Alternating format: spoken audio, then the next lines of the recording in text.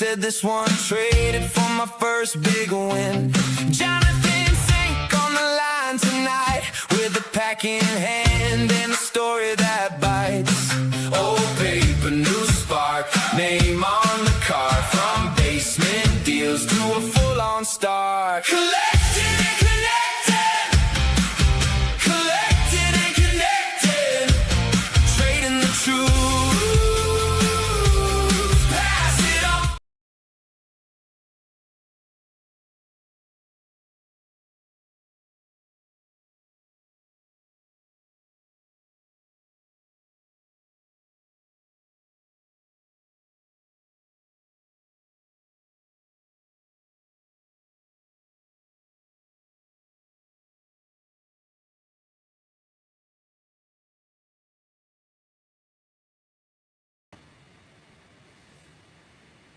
Hey, what's up? Jonathan Fink, Sports Card Collectors Club, and this is an episode of the Card Life Chronicles, and it's a special one because it's release day for 2026 Topps Pro and Basketball Update. So we'll let some people fall into the chat, and we'll let the stream fill up a little bit, and then we're going to rip some cards. I'm going to get my phone set up, and I'll be back in a few minutes. You guys take care. Thanks for joining me tonight. Appreciate it. We're going to have some fun.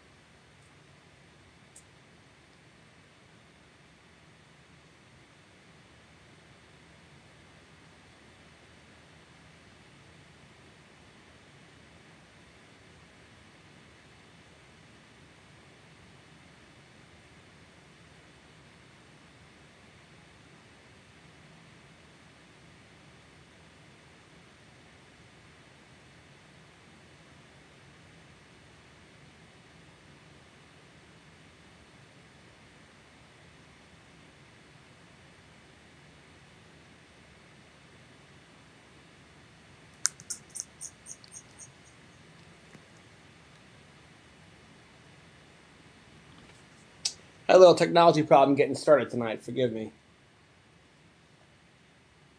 I'm still new at this.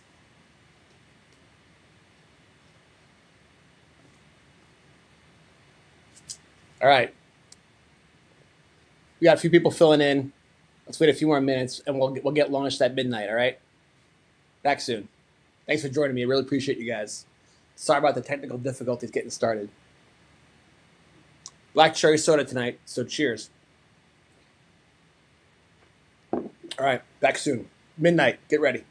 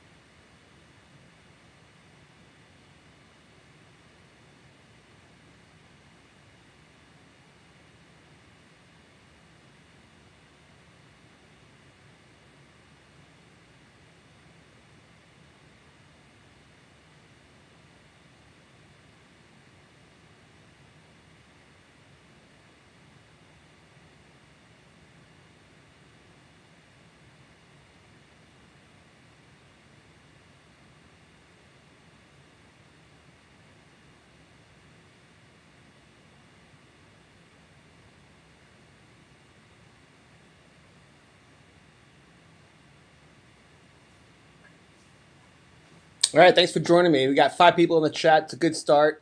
I remember from the last time, it starts very slow, and as the night goes on, it kind of ramps up and up. So we got it's 11:54 here in the Midwest. So it's almost midnight here, so it's late on the East Coast, but on the Pacific Coast, it's still pretty early. So we'll let everyone file in, and then we'll explain what we're doing tonight and how this is a little extra special for me. And yeah, we're chasing Cooper Flag, and we're chasing the patch autos and all that stuff, but For me, it's actually a lot more. And we'll get into that. Get ready to go soon. Midnight.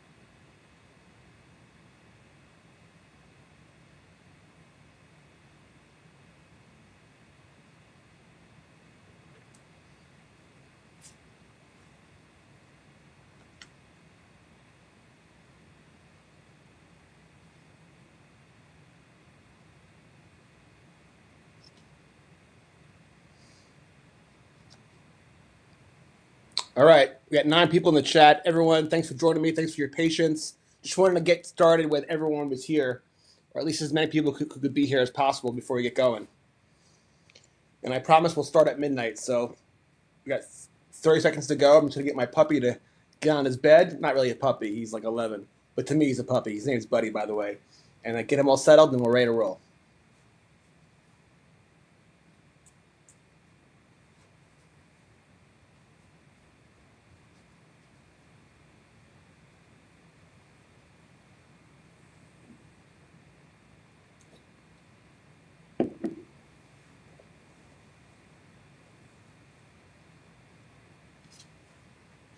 All right, let's do this. Hello, everyone. I'm Jonathan Fink. I'm the author of the Sports Card Collectors Club. And the reason why I'm especially excited tonight for this rip is because I'm also the author of an upcoming book called The Basketball Gods Are Real. Now, if you're familiar with my work, you might know that I've written a bunch of different books about different topics, fiction and nonfiction. But Basketball Gods Are Real is part of my God is Real series. And of course, God, basketball God's just a nickname for God. But anyway, I wrote a first draft during the pandemic, right? And it's been many, many years, and I've published the golf gods and hockey gods and football gods, and of course my first one was the baseball gods. And then even recently, I spent the last 2 years working on a book called The Pokemon Gods Are Real, which is the same idea. Once I kind of had the formula when I wrote volume 3 of the baseball gods, that became the format for the book series that's come after. And so they're all similar in that they have this very similar structure, because whether it's golf or Pokemon or hockey or basketball, all these kind of sports and hobbies, they're kind of like metaphors for religion. They all have saints and sinners, rituals and traditions, cathedrals, churches, pilgrimage, superstition. All these different beautiful attributes come with these activities, right? And that's why we love them so much, because is it really, in the past, my other books, when I wrote them, it was kind of formulaic, but it was like me trying to prove that baseball, or in this case recently Pokemon, is a religion. But with basketball, I've done it differently. So I basically, when I finished Pokemon Gods Are Real, the editing, which took me like 6 months after I wrote it, spent 6 months writing it and a year researching it, I basically got out the old manuscript of Basketball Gods Are Real. The truth is, I loved it the way it was, but I had been saving up so many different articles and stories. Like, for example, I'm sure you're familiar with the Danhausen uncurse of the New York Knicks that led to a 14-game run that led to the championship, the first in over 50 years. And so I wasn't sure, with that, should I make that the intro of the book and replace the intro? Should that just be part of the chapter on curses and just add that in? So I had to spend a couple of late nights working on that. And now I kind of have an updated manuscript, and now I'm going to spend however long it takes, basically, working it. Once you draft something, you have to really develop it even once way more than after the first draft. And then the editing process is a whole other thing, which is probably my least favorite part of the process. But I do love writing books. It's a hobby of mine. My day job is I'm a financial advisor, as I'm sure a lot of you know. And that's why the Sports Card Collectors Club book, Volume 1, was so special, because I was out of the hobby for 30 years. In fact, a lot of people my age, I'm 52, a lot of people who gave up the hobby for 30 years and got back into it, the trigger for them was the pandemic, right? Because they couldn't work, or they were out of work and they were bored, they were stuck at home. And so the hobby took a huge surge in popularity, prices rose. I was not part of that at all. I was knee-deep writing books. In fact, during the pandemic, I wrote the Republic Baseball League series. I wrote many of my drafts for, I think, Golf Gods, Hockey Gods. Golf Gods I wrote after the pandemic, but I wrote Soccer Gods, Basketball Gods, and I just wrote the first drafts and all that stuff. And then, now I'm working it. So I'm like so focused right now on basketball. Now I was going to put this book out at some point anyway. And it's interesting. I thought I might put out the Soccer Gods Are Real book first, because the World Cup just came and went, and we even had Arrowhead Stadium in Kansas City. We're even a host, and I thought for sure I would get to go to a game. But the tickets were so expensive, over $1,000 for the worst seat. And I tried to do my little spiritual experiment like I did in Baseball Gods Are Real Volume 1, when I would go on to StubHub and try to get a ticket at the last minute, because prices start to drop when a scalper realizes he might not sell a ticket. He'd rather just sell for anything than nothing.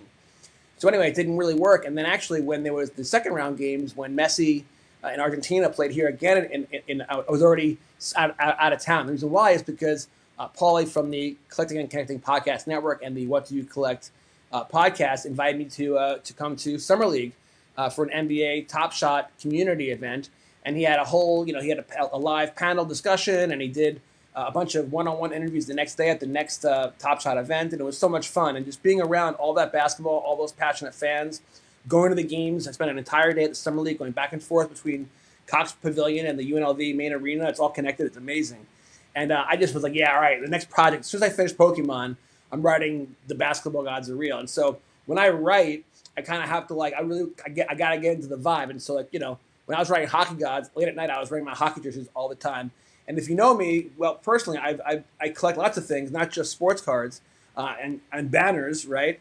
I collect jerseys. In fact, I have a huge collection of baseball jerseys. And during my son Nate's baseball career, I was actually very superstitious, and I would wear baseball jerseys to all of his games. And if like he was on a hot streak, play really well, I would wear the same jersey until the energy changed. And look, when you read my books about superstition, we know that superstition has no control over the outcomes.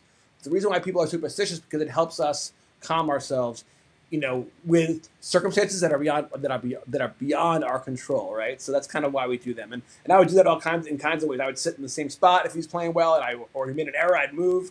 It's just one of those things, right? It's just how I dealt with being my son's biggest fan, during his road to the show. So anyway, so now I'm into basketball. By the way, I also have a huge collection of, or not huge, but a good sized collection of soccer jerseys. But I had not owned any basketball jerseys. Out of all the sports, I was the worst at basketball. I'm short. I'm like 5'5" on a good day. I'm probably 5'4" most days. And I remember I tried out for and I played on the school, the driveway, and my friends growing up. But then once everyone gets to middle school, everyone starts getting bigger, and I stayed the same size. And I remember trying out in 8th grade for middle school basketball, and I got cut. It was not meant to be, but I was good at other things, so it was no big deal, especially soccer and tennis and whatever. But so I've always loved basketball, but never got to really play it as much. It was more like just driveway stuff and summer camp and whatever. But actually, the first fantasy league I ever played in was in high school when I was in a fantasy basketball league, NBA, and we literally, everyone had to score the games themselves because we didn't have a computer. You didn't have computers back then. You couldn't share stuff over the internet. You didn't have ESPN or CBS CBS Sports to do the standings and all that stuff. And so because you each had to confirm what your other opponents scored, said their score is, you had to do everyone's scores. And so it was actually kind of an exercise in math, believe it or not, especially for a kid who wasn't even really good at math. But I loved basketball, as a fan. And so that was just a big part of my childhood, was loving, I guess the junk wax era of basketball, where I kind of grew up and cut my teeth on basketball. So I've always been a fan. And then of course I went to Tulane University when Tulane had a moment in time when we were really, really good. We were a top 25 team. We had to sleep out for tickets, and those 4 years were epic. Being a small school that finally makes it to the top 25, that whole run was amazing. And then it kind of happened again, with my son. He's now at of all places, University of Kansas. Going to watch games at the epic, Fog Allen Fieldhouse, which is literally the birthplace of basketball. So I was destined to write this book. Once I realized I was going to kind of get away, get beyond the baseball series and write other stuff, I knew I was going to eventually, hopefully, touch all the different sports. And I have to have some knowledge of them. But with basketball, it's more as a fan. And this was a lot of research. But this book is very different. I'll tell you why. It's a subtle but important difference. In all my other books, for the God's Real series, it's me trying to convince you that not only are the baseball gods real, right? The metaphor, the baseball gods or basketball gods, football gods, whatever, but also that the fandom of that sport is a religion, right? And I try to draw those similarities throughout the books. In this one, I will have a subtitle called "The Religion of Basketball" because that's been the theme throughout all these books. But it's really different, and this one's going to be more about why is it that basketball fans reference the basketball gods, and why do people love professional sports so much, right? And so it's sort of like a different approach. It's more asking questions, and having the reader ponder. And really, I guess what I get to in the end is it's about community and connection. When we have fandom for these sports teams, you could be backpacking through Europe, and if you see someone with a Knicks hat and you're a Knicks fan, you immediately have some kind of connection, but you don't even know them yet. Your fandom brings you together, and so that there's something about sports that's very powerful. The same way that I guess when two Jews are walking somewhere and they're both each other wearing yarmulkes, they can kind of acknowledge each other, like they have a kindred spirit, they have a certain connection. So sports can do that for us, and that's why really sports have become indispensable. Now look, there's lots of other reasons why we love sports. as well. But that's a big part of it. Now, look, so with today, look, I've been watching videos all day on TikTok and on YouTube. Everyone's been ripping this product, trying to chase these rookie patches, and no doubt about it, it is. We know that the Otani double auto patch just sold for $10 million with a bounty, and even the Dallas Mavericks tonight put a bounty on the Cooper Flag rookie. This rookie class is one of the better classes. Of course, the Dylan Harper has already got $1 million bounty on his patch. Paul Skeens had $1 million patch during the first ever rookie patch autos with baseball topped update 2 years ago.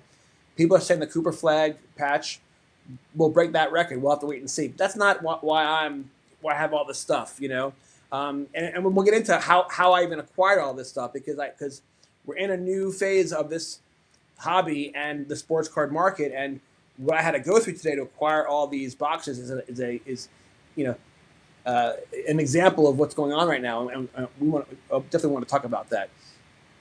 But for me, it's more about just like consuming basketball everywhere I go, right? Like, every chance I get, I'm putting on the NBA TV channel now, and I'm wearing jerseys, all the time, and by the way, my collection's coming along very, very fast. This, of course, is the most important one, which is the Kansas City Kings, and I want to get into that at some point. We probably should open up some packs first, so we will. In fact, you know what? Let's do that. Let's open up one box first, and then we'll talk about the Kansas City Kings, and we'll talk about my collection of basketball jerseys, which is filling up my closet very fast. All right, so far we're at 13 people in the chat. Thank you so much, guys. I did a 3-hour rip session for VFriends, which is a pretty obscure product, and of course I have a big sports card following. But you know what? It started with 13 people, and after an hour it was at 50, and then it was 100, and next thing I know, there was, after 3 hours, we had 864 people joining me to watch this stuff. So I do know that, given either people are asleep, and they're done for the night. But if you've watched all your shows and all the sporting events are done, and you've watched everyone rip stuff like this all day, but you want to watch more, you'll probably watch me because it's late at night and everyone else is probably done ripping all day, and I'm just getting started. So thanks for joining me tonight. I'm really excited to rip this stuff. But for me, again, it's not about the pulls. I am prepared with the magnetics for anything good that we get, and I will set up a gallery of all the best hits. But for me, it's just celebrating the sport of basketball. As you'll see in the Card Life Chronicles Volume 3 of my sports card series, I document all the rips that I do and why I do them and all that stuff. And I eventually go in that book very deep into basketball because at this time of my life, I'm working on the basketball gods are real. And I'm just getting started. I've bought a bunch of boxes to rip, knowing that I was going to be finishing Pokemon Gods and then getting to this. And so yes. Oh, by the way, so as far as jerseys go, this was eBay, and it was a kid's extra large because I'm a dad. I'm 5'4", but I'm a little dude. So, and these are this team has not been around for 30 years. You can't find these jerseys anywhere. This actually turns out had a full label on it, and it came from the Basketball Hall of Fame. It's a it's a Mike Bibby, legit Kansas City Kings jersey. Of course, Kansas City Kings moved to Sacramento many, many moons ago, long before I moved here. So I've never lived here when we've had an NBA team. It's a travesty that a great city like Kansas State no longer has an NBA team. I don't know the circumstances of why the team left. I guess they didn't draw enough, and it was just shocking because, we love KU basketball here so much, but maybe, there wasn't room for both. But now that I think there definitely could be a team here. Although potentially, I think a WNBA team might get here first, and we'll have to wait and see. But I actually love the Kansas City Kings, and I'm doing this. Now that I'm slowing down my book releases to every 6 months instead of like whenever I can get them done, I'm gonna slow down, doing more like social media stuff, kind of getting out there. I got my sports card. Collector's Cup podcast on Tuesday nights every other week. I also have the Rip Sessions, which is kind of like a round table, sitting at a local card shop, ripping packs with friends. That's also on Tuesday nights, but a little bit later, and alternative nights. And I'm also now a recurring guest on a Sunday night show called The High Hard One, which is on the Buzzer Network and on collecting and connecting in a bunch of places. And then I'm going to be on a supporting guest, recurring guest, I guess, if you will, on a new podcast for Pokemon, which Paulie from the Collecting and Connecting Podcast Network has launched as well. And that's obviously perfect because I've been so immersed in Pokemon the last couple of years. Now, I'm not a Pokemon expert. I'm actually super late to the Pokemon game. I document that in my next book, Sports Card Collectors Club Volume 2, The Flip Life, which comes out on December 1st. So I was super late to non-sports cards, and I got into Pokemon only because of Gary Vee, who then turned me on to V-Friends. And I love V-Friends. And like I said, I just did a 3-hour epic rip of V-Friends, and it was just so much fun. Out of all the products, I feel like V-Friends really does make the world a better place. So I really want to champion it and make it as popular as possible. All right, here we go. This is the first pack. So may the basketball gods and the sports card gods be with us. Let's have some fun. Any comments you want to leave in the chat, please do. Any questions for me, definitely drop them in. Any topic, you name it. So Chris Paul will be the first player. Yeah, he's awesome. He's played for a lot of teams. There's Sion James with the rookie card. It's weird to see the alternative yellow Charlotte jersey. We got Porzingis with the Hawks, but that guy's been on a bunch of teams. I don't even know what team he's starting with. There's been so many, free agent signings and trades this offseason. I think this year for the NBA will be one of the most exciting seasons we've had. And even though the Knicks are the team to beat, they're the recurring champions, we know that the Spurs will be just as good. We know OKC will be just as good. Now we got Philly with a super team with starting five. We'll see how deep their bench is, but they're going to be really good. There's going to be a lot of really good teams. It's going to be a lot of fun. It's going to be a great year for the NBA. So check this. This is just a cool photography alert. One thing that's cool about Update is they're not just updating the players and the rosters and the new teams that they're on. They also use as an opportunity to update their images. And this is a cool photo, and I love this one. We'd prefer to see the crowd in the background, but that's obviously an authentic photo that's kind of maybe just been photoshopped. But yeah, Stephen Castle, he had a really good season.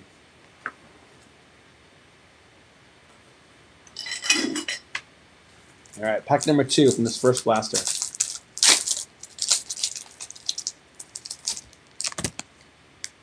So yes, if you're like me, you've probably been watching pack openings all day. It is kind of fascinating. It's kind of like voyeurism, but we all cannot spend an infinite amount of money opening packs, and so you're curious to see what other people are getting and what some of the cards look like, especially because there's a lot of inserts that you don't get to see if you're only opening like 1 or 2 blaster boxes. So I was trying to explain to my wife that there's a whole culture of people who watch other people rip packs who are not financially invested. A lot of people you watch like Run to the Good Life, or Jab's Family. Those people are watching because they've bought into the break, right? So they're financially invested. That's why they're watching. But someone like me, it's just because hopefully I'm entertaining and I'm fun to hang out with, and it's just an excuse to kind of rip cards, and I do it online and share it with the community because it's fun to do. Here's Nikola Vucevic. Here's Hugo Gonzalez, Javon Small, and Noah Penda. So that would be a bust pack or 2 for 2. Look, you have to assume that when you're not doing this for financial gain. This is not an investment thing. I think buying singles and investing in them and believing in a player and hoping their value goes up. That I get that absolutely. It's a big part of the hobby. People who are ripping packs to hope that they pull the Cooper flag, that is just straight up degen gambling. And by the way, nothing wrong with it. You can spend your money however you want. It's a free world. I do it because I love the sport. I just love the energy, and I also want to learn. I want to get familiar with all the players and learn basketball as a fan now just as much as I know about every baseball player. I want to become really knowledgeable, especially as I want to be more and more involved with the basketball release. I want to be able to talk the talk. LaMelo Ball, he's on our new team this year. They must have done the photo shoot for this set when they were wearing these alternative jerseys because of the second Hornet in a row, different player wearing that same yellow jersey. I do think it's cool that they include the legends. Rick Barry, underhand free throw, just a great team player, tremendous passer. I don't remember seeing Wemby play this year in that jersey. I just admire jerseys, by the way. I'm a big jersey fan. Um, Look, Wemby is not a rookie anymore, but he is kind of the face of the league. Um, I don't know if I feature him. By the way, there's a chapter about Wemby in Sports Card Volume One, FYI. So I'm a big fan of Wemby. His career was on the line. He had thrombosis in his blood. His career was in jeopardy. His cards were tanking, and thankfully he was healthy, and he went on to make it to the NBA championship and was just a couple games away from winning it. I think his future is very, very bright, and I love him because of who he is off the field. I mean, this is the guy who's playing chess in Central Park with 15-year-old kids. He's the one who spent months in, I think, China, Nepal, somewhere like that, where he lived with Buddhist monks and learned to meditate and mastered, Zen and consciousness and spirituality. I mean, Wemby's awesome. I'm a big fan of Wemby, and if anyone should be the face of the league, it might be him. Although he did get a little pouty during a couple of those losses with the Knicks, if I recall. So, who can blame him? It's his first time at the big dance of the finals. Well, anyway, I'm guessing this card goes for $5-10. So I can't say this is a bust pack. I'd have to say this pack is a win. And then Michael Porter Jr. All right, 3 packs in. I think the Wemby. I guess the Wemby deserves to go in the glass, right? Do you guys agree that the Wemby wave is good enough for the glass? Let me know. I think it is. 3 packs in. Yeah, I think, you know what? Just for sentimental value, given that I feature Wemby, I even keep his rookie card with all the cards that I featured in my first book, Volume 1. That's kind of one of my many little PCs. And I write about all my different little PCs, or a lot of them at least, in Sports Card Volume 3, which will come out, I don't know, probably in a couple years. I guess I can take off this stuff now, right?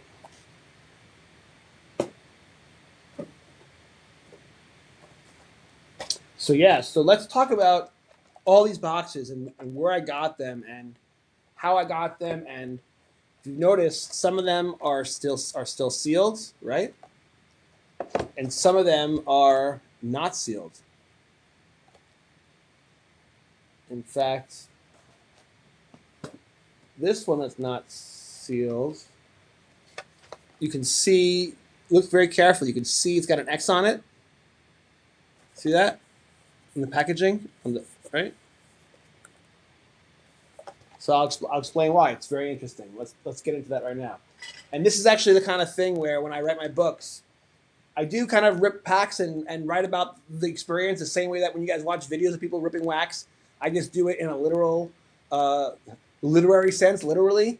But it gives me the opportunity as a platform to then write about the players and weave in history and take the experience to the next level beyond just the cards themselves, right?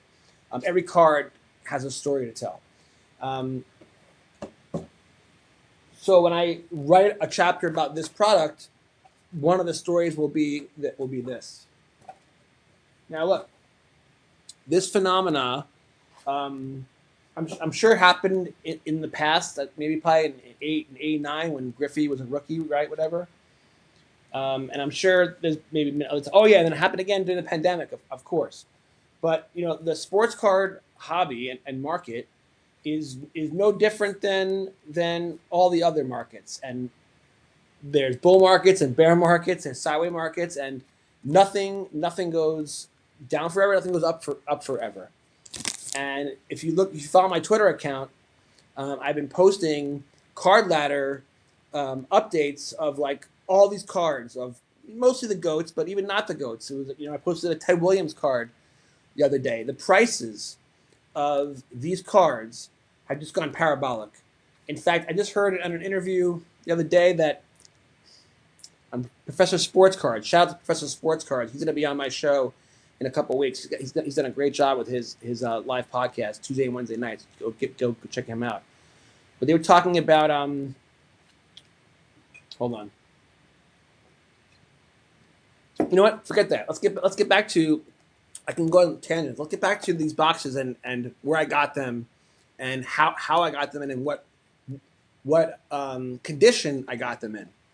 So yeah. So this hobby has gotten so popular and there's so much money to be made, and so many products, including these Pokemon releases like Ascended Heroes, where people were sleeping out at Targets and Walmarts at 3 in the morning. One guy snuck into a Best Buy and had to be removed with a SWAT team because he was hoping to get in line first to get Pokemon. And the reason why is because these Pokemon ETBs that you can buy retail at, $55, $60 plus tax, they're going the day of the release. They're going for over 100 on eBay and much more over time. So scalpers have gotten so annoying and become so problematic for the shops, for the stores like Walmart, Target, Dick's Sporting Goods, whatever, that at first they started to implement 2-item limits. And I actually covered that in my volume 2 book because I experienced it happening. And first it happened at certain Targets and it was kind of arbitrary, it wasn't really enforced, and then it's become a national policy because the problem kept getting exacerbated, primarily from Pokemon, but this product is a good example because this morning, when I got to Dick's Sporting Goods at 9:15, the store opened at 9, there were tons of parents that were grabbing the high boxes and dropping down $1,000, buying $2,000. And even these, they're $45, and you're getting like 28 cards. Do the math per card. It's getting very expensive. You can't really call these value boxes. Go back to calling these blasters because it's not value. However, in the minds of the production company like Fanatics, they think it is value. Why? Because this time around they forced all these stores that they had to sell the blaster at MSRP. But the hobby box can price it however they want, and the mega box too. And today at Dick's Sporting Goods, they were charging the 45 MSRP for this, and they were charging MSRP for the mega, which was 85, which is outrageous. A mega used to cost like $50, 60 tops. Now it's like 80. It's wild. But the upside is that if you're really into this for investment purposes or for gambling purposes, to chase there must be like 50 rookie patches, but the ability to pull a Cooper Flag and pull $1 million card, I mean, it really is life changing. And it just happened to some kid in Boca Raton, Florida, who pulled the Otani, and he immediately sold it to the person who had a bounty on it for $10 million. Shine, who I believe is partners with Mr. Wonderful Kevin O'Leary, who, by the way, want to get a portfolio of sports cards together and create an ETF and let it trade on the stock market. The point is, the stock market and the Pokemon market prices have been at all-time highs, but Pokemon prices have started to really come down sharply. And some are saying it's because of the 30th anniversary coming out, but I think it's because of what's happening to Bitcoin, what's happening to silver and gold, what's now starting to happen with the NASDAQ, what's happening with the bond market. They're all rolling over. And so we're supposed to believe that even though, yes, these asset classes are all non-correlated, when the tide pulls out, all the boats will sink. The tide rises, all the boats will rise. So and by the way, if you watch the interviews from this year's National, Gary Vee was talking with Logan Paul, and Gary Vee was warning about a market crashing from here. And at top, he says, sell a couple cards you're willing to part with. Michael Rubin got interviewed on Sports Card Nonsense. He was warning them about a market top, and it's not that it's the end of the hobby or the end of making money in cards, but it's going to be a correction. It could be the end of this particular bull market. And by the way, it'll be a blessing because it's going to scare away the scalpers, because the point is, Fanatics is trying to address the scalping problem and get these products in the hands of collectors, not people just going to buy them and flip them on the secondary market. And by the way, that's one of the reasons why prices keep rising. Well, anyway, the point is, when I went to the baseball card store in Overland Park, they had a limit of one blaster sealed, and then every one thereafter had to be opened at the store, like this one, which is why I had the X. But they would let you buy as many as you wanted, as long as you had them opened. But the mega box, which goes for 85 MSRP, they were charging 120, I believe. At the Art of Sports, actually my local card shop, my closest place, they had a two limit. They were charging 175 for the mega box, 45 for the blaster, but the 2 limit, and you couldn't even use trade-in value for some reason. I'm not sure why, but that was the reason. So I bought 2 from them, but they were sealed. I started my day at Dick's Sporting Goods, and they used to have a much wider allotment. They had in the last month or two, they've had a limit, but it's been like 6 blasters for like Topps Chrome Platinum, for example. When that came out, it was like 6. Here today, it was 2 and 2, 2 mega, 2 blaster, and I wasn't going to even go near those high boxes for 1,000. That's just ridiculous, I think. So yeah. Anyway, so yes, I bought two each, and they were all sealed, which is I think interesting. And then I drove to my third place. It's wow, we have three awesome shops. I went to the unopened Pac-Man store in Olathe, and they had a one per limit. Now they were charging $150 for the mega box, and you only could buy one at a time, and they had to open it there, and they were charging MSRP $45 for the blaster, but only one per day, and they cut it open. So that's what I have today. That's all the different boxes that I had. And look, I'm a financial advisor. I work from home. I can afford to get my car and go drive out in the morning on my way to the gym, and then go pop out for my lunch hour and go swing by a couple stores, and I'm able to get boxes.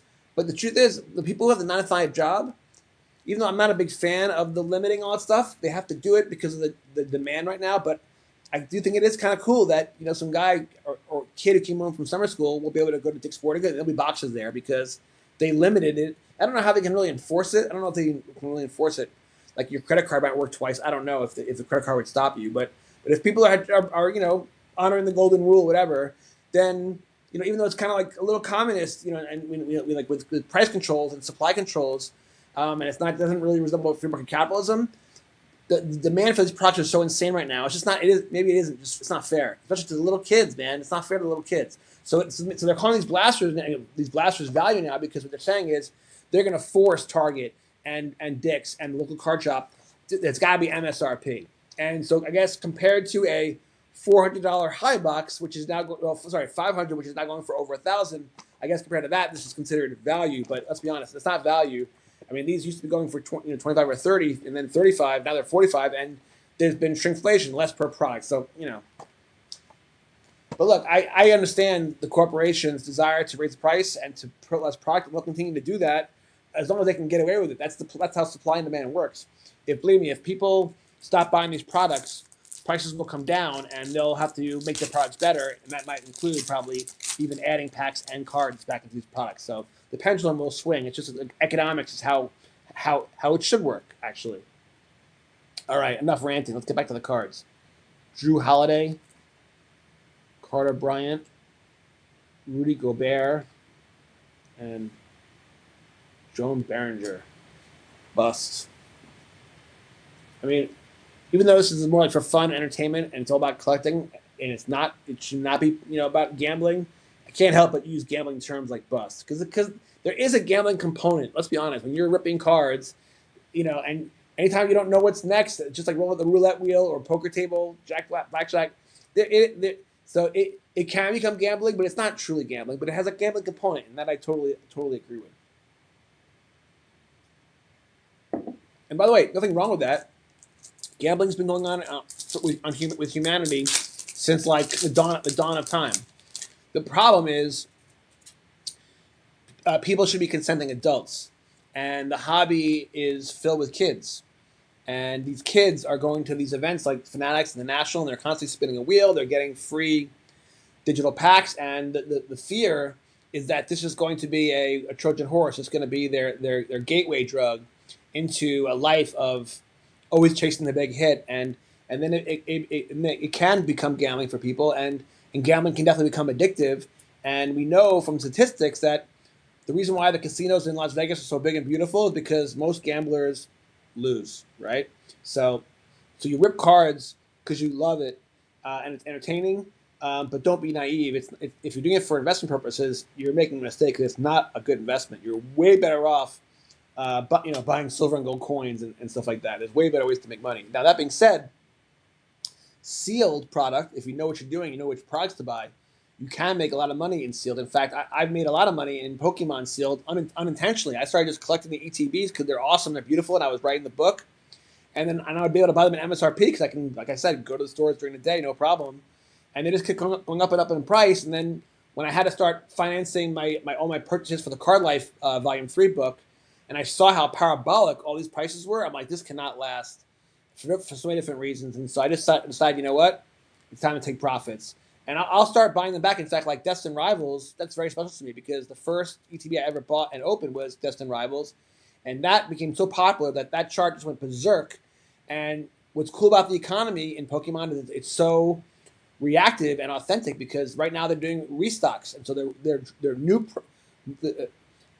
not new, but more additional boxes and different variations of product of that series. Destin Rivals is now coming out, so of course supply is increasing. That's what happens. Price is going down, as it should. So for someone who loves, like me, who loves economics, I actually find that the sports card market is fascinating. Even though I don't invest, I just collect and I flip. Anything I buy here that I don't want to give away at a trade show or I'm not going to keep, I'm going to just put on eBay. And I basically read about this in volume 2 of my sports card book. I found out how a great way to market my books, especially sports card. My sports card book is to insert, sell cards on eBay, even for $1, doesn't matter. And in the envelope, it's part of the packaging, frankly, put advertisements for my book. So if I'm selling a golf card, I put an advertisement for my golf gods book. If when my basketball book comes out and I'm flipping this card, I'll advertise my basketball. So it was a very clever way to find my target market. That's kind of like what you learn about in business school, which I do have a master's in business. So I think about those things kind of inherently because I've been trained that way. And so it's just that kind of was one of the storylines that kind of weaved through the Flip Life volume 2. Now, I think this is called the Speckle. My guess is this is still only a $2 or $3 card, and it's not even it's like a Photoshop card. It's not even like live action. But Jason Tatum's a big name, and he's a heck of a player, and he's finally healthy after tearing his ACL against the New York Knicks in the playoffs last year, or two years ago rather. Yeah, 2 years ago, and his friend Van Leek.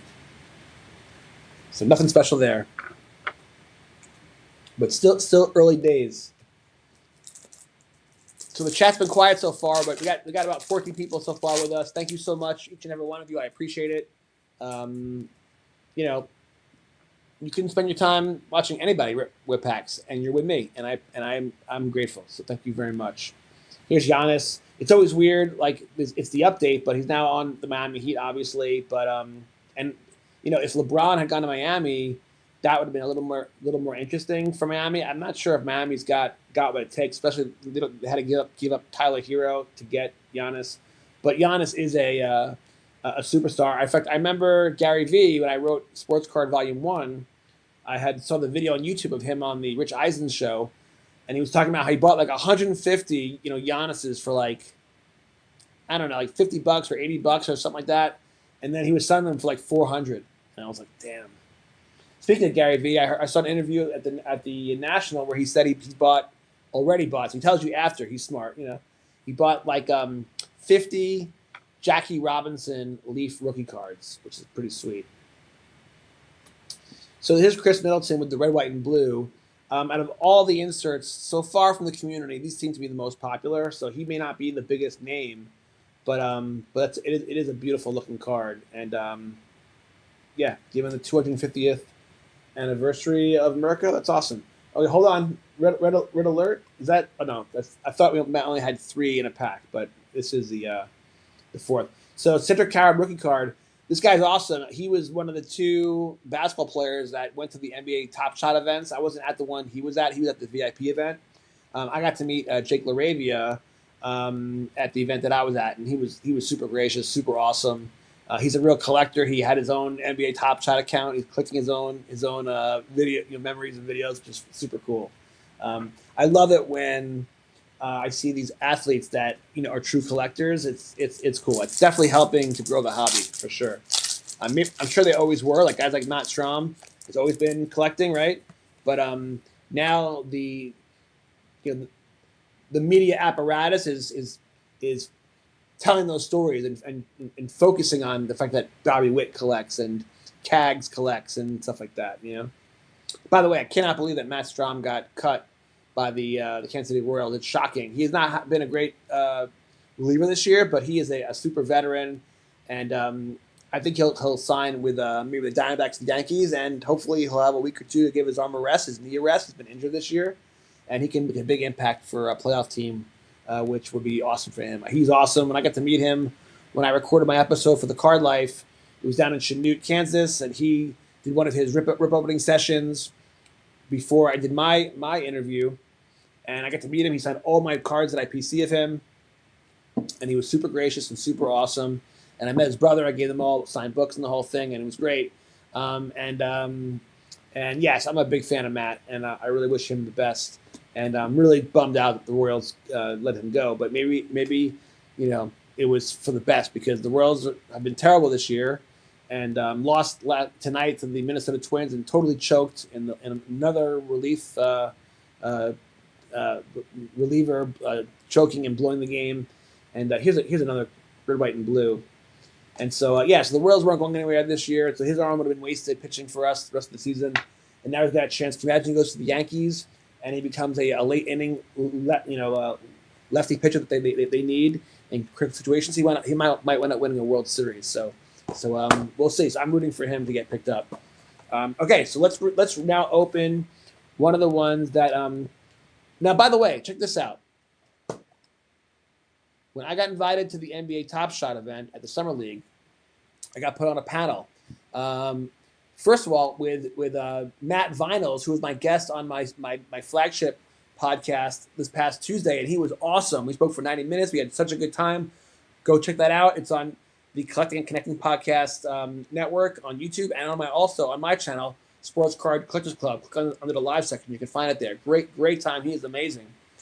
And we were on the same panel, and one of the questions Paulie asked me was about this new policy of unwrapping the boxes. And I said, you know what? I think it's a noble effort, because it shows that Topps is listening to the cries of the people, and the people are concerned about scalping, and they're experimenting. They don't know what's going to work. They said that they're just going to try it out.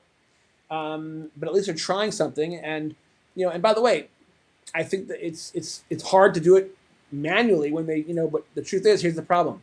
When they open a box in front of you, you know for sure. I mean, unfortunately, the integrity and character of everyone and all these employees of all these different companies, not necessarily at Topps and the manufacturers level, but like all the employees in the warehouse at Target and Best Buy and yada, yada, yada. Are they going to not get their little sticky fingers in those boxes that are now unwrapped? And sure enough, I did a retweet today. Someone was first in line. I forget where he bought it. It doesn't matter. I'm not going to get that company in trouble. But he bought 2 mega boxes that he bought unwrapped for his protection, to make sure that those didn't go to scalpers, and they were packs missing. So this could become a real problem when he goes back to the store and says, "Hey, I didn't get what I paid for," and then, so the seal stuff might be a problem. The truth is, if the market just has a huge correction, and the scalping kind of goes away, this might not be a problem anymore. But for now, when the market is so frothy, I think it's admirable that they're trying to deal with the problem. But my comment was that I think there's risk, because the system has vulnerability, like the fact that they're literally open boxes and people could take stuff out. And no offense, but people do bad things. So that is not happening. The 2 times that I bought boxes that came unsealed, they were opened in front of me. So obviously that's a great way to do it. But the bigger stores, I don't know, can they facilitate that? They have enough employees and the manpower to do all that? I don't know. Oh, by the way, I'm gonna keep this to go put on my keep one of these to go on my big tower, my Jenga tower. There's a chapter about that in I guess it's in volume 2. All right. Again, thanks everyone for joining me tonight. Totally gesture maxing, showing off my new Kansas City Kings jersey. Just having fun with all this stuff. The truth is, when I stay up late at night and I'm editing, I literally do put on like baseball or hockey jerseys, because just like good vibes, channel the energy. I'm into that stuff. It seems to help. I guess if you believe it does, then it does, right? Bill Russell. I mean, how many world championships did he win? I mean, his card market is probably very, very undervalued compared to a lot of his other goats, like Jordan and Kobe. This guy could be a buy. Bill Russell, Rudy Gobert. Here's our 3rd red, white, and blue. And Jalen Johnson. I mean, that red, white, and blue, the player I wasn't familiar with. Cheers. Not an endorsement, but it's black cherry soda. Frankly, the sugar helps keep me going. I used to be a caffeine junkie. So many of my books I have written, super flighty on caffeine, drinking coffee all night long, so many nights I've written until the light, the sunrise and the light comes up. Because when you're in the flow, you're in the flow, and you don't want to stop writing when you're feeling it. In fact, for me, it's almost like it's channeling through me, and I learned how to type in high school. To type in class, so I can type pretty fluently without even looking. But my eyes are open. I'm looking at the screen, I guess, but I'm just like the ideas are just coming out of me. And I can go on a run where like 3 or 4 hours will go by, and I don't even know where time went. And then I look at all the stuff I wrote, and a lot of it comes across as gibberish, but a quick spell check and a grammar check, and it cleans it up, and you're like, wow, that's pretty good. I like that. I'm gonna keep it. It's wild. Here's Ace Bailey, not one of the top rookies from last year, but he's definitely probably in the top 5, I would think. But not the kind of thing where like if you pull his patch auto, it's probably not gonna be life changing. That's probably only the Dylan Harper and Cooper flag. There's Brandon Ingram, Donovan Mitchell. That's a cool photography alert. I mean, and there's Magic Johnson. So yeah, so I'm doing this. This is a good time to mention it, I guess. Um, One of the reasons I love this Kansas City Kings jersey is because I love teams that are not around anymore. A lot of the cards that I collect are card of teams like the Washington Senators and stuff like that. Seattle, St. Louis Browns. And Kansas City Kings aren't around anymore, and there's a bunch of NBA teams that aren't around anymore. And in the Republic Baseball League, my book series, the old teams that are old and defunct and bankrupt, they all come back. They reincarnate, basically. So I got that. I borrowed that idea from this Lost Franchises idea, where I'm playing a simulation, a franchise dynasty on NBA 2K. I used to love video games. I literally was playing video games since like Atari Pong. Never gave up on it all the way through. Oh, sorry, my bad. Too much talking with my hands. Oh, this is like low tech Jonathan Fink technology going on here, guys. Hold on. So yeah. Anyway, now I lost my train of thought. Back to the cards. Oh yeah, Lost Franchises. So there's a bunch of cities that used to have teams in the ABA or the NBA. The Buffalo Braves,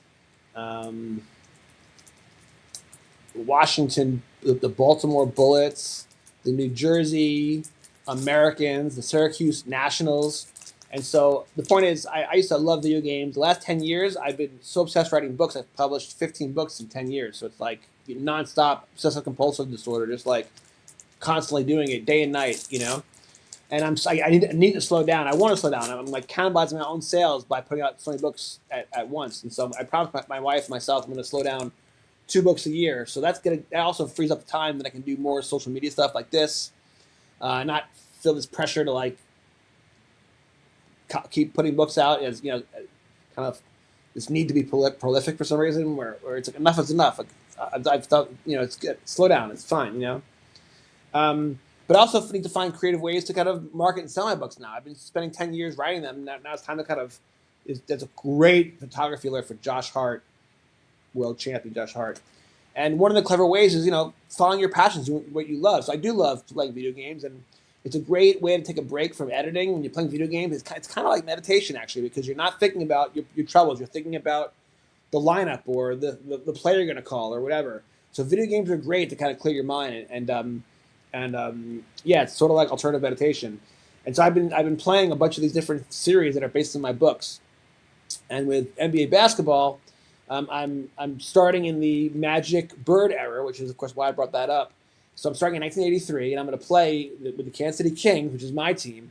In 1984, the first year that the game will allow you to have expansion teams, the 6 teams that I've mentioned are going to join the league, and that's the year that Jordan gets drafted, of course. So we'll see which team Jordan plays on, and I'm just going to play the seasons and post the updates, all over Twitter and social media. But the key thing is, I'm going to build. It's related to sports cards because it's really more inspired by the Republic Baseball League, but it's inspired by my sports card collectors club because it's all about collecting, and there's all different ways to collect. And so many kids now these days are being conditioned to collect by building a portfolio of cards that are just your investment portfolio that you're they're collecting them until it's time to sell them or whatever.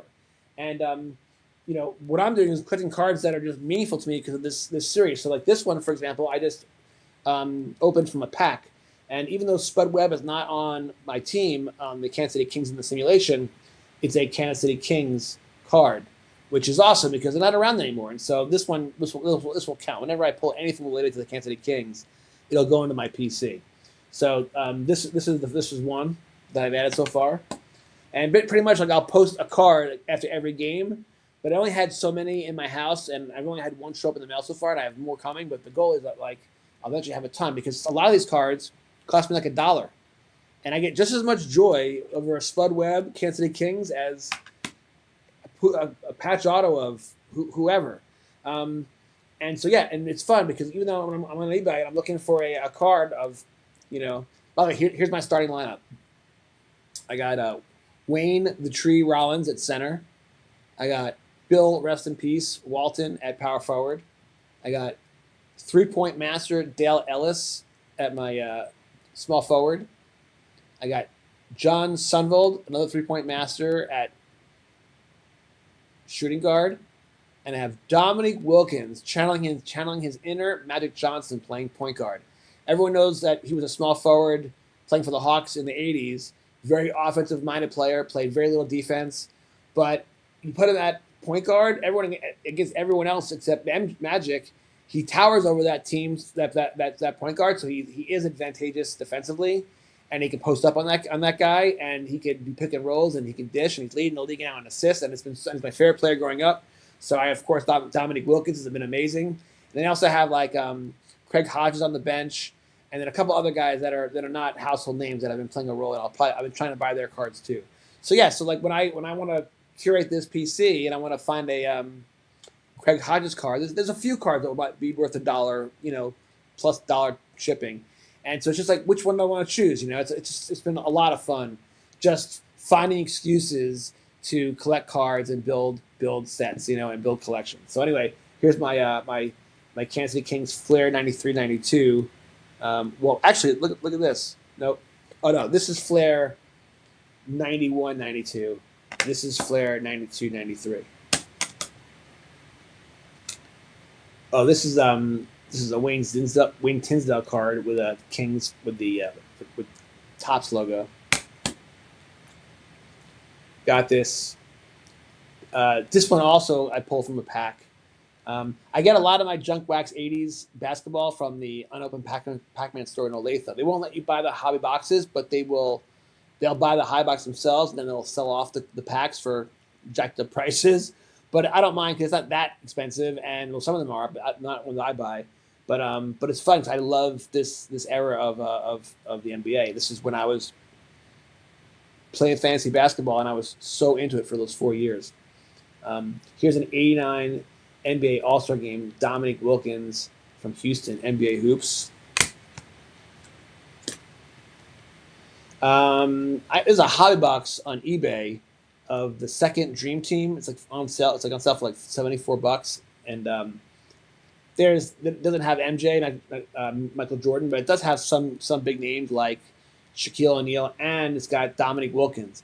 So I'm thinking about, it's kind of interesting because like you get an entire hobby box for $75, but you get a mega box of this stuff costs $85. So like, what's a better deal? Think about that. I guess it depends on why you rip cards, but actually, look, I'm doing this on YouTube. I'm writing a book about this session, and it's a business expense. All the cards I buy are through my Polo Grounds Publishing, whatever. But if you're my age, you're from the 50s.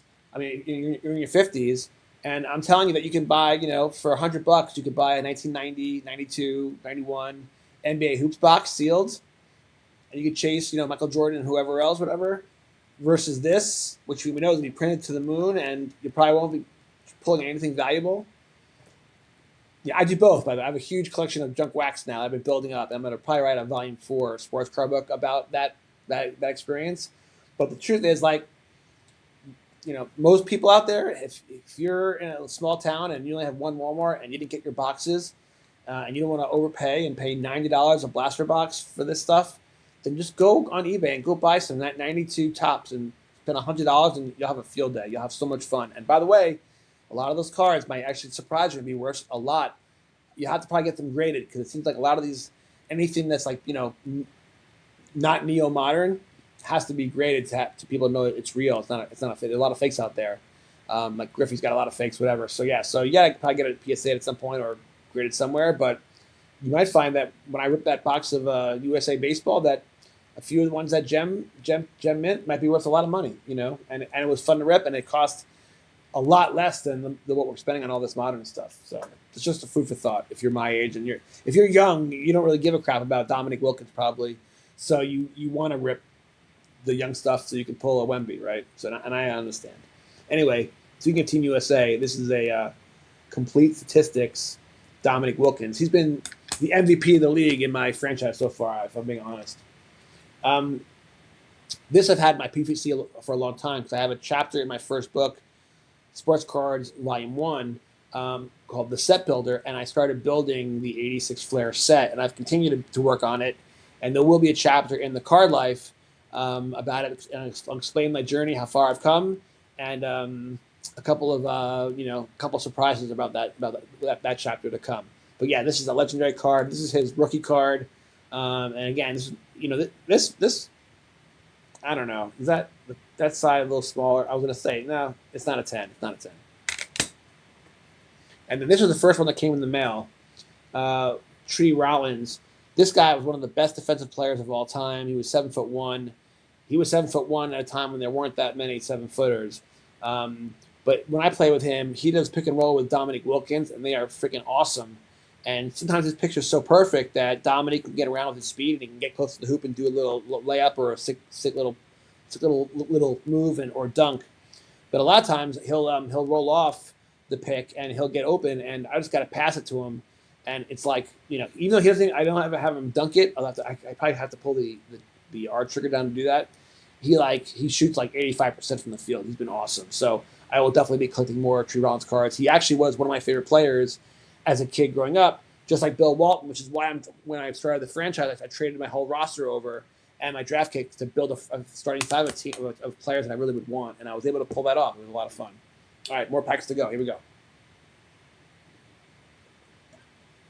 All right, 19 in the chat. Thank you so much. Appreciate each and every one of you. Can't believe an hour's passed by already. That's wild.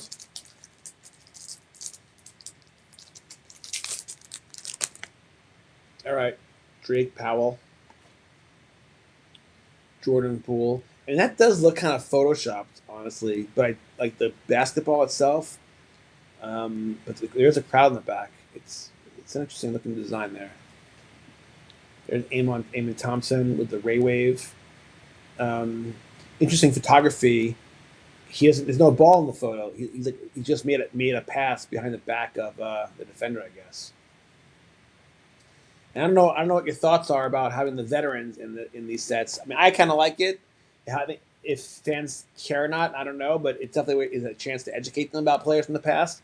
But it's also a way probably for Topps to print more cards, because they can flood the set with more players and more parallels, and that's why it makes hitting stuff harder. But look, Topps and Panini have a hard job. It's a very fine line. Like they want to print as much as they can. They want to make as much money as they can, and they don't want to dilute their product. And they have to be careful. And that's why the numbered cards and the parallels have played a huge role.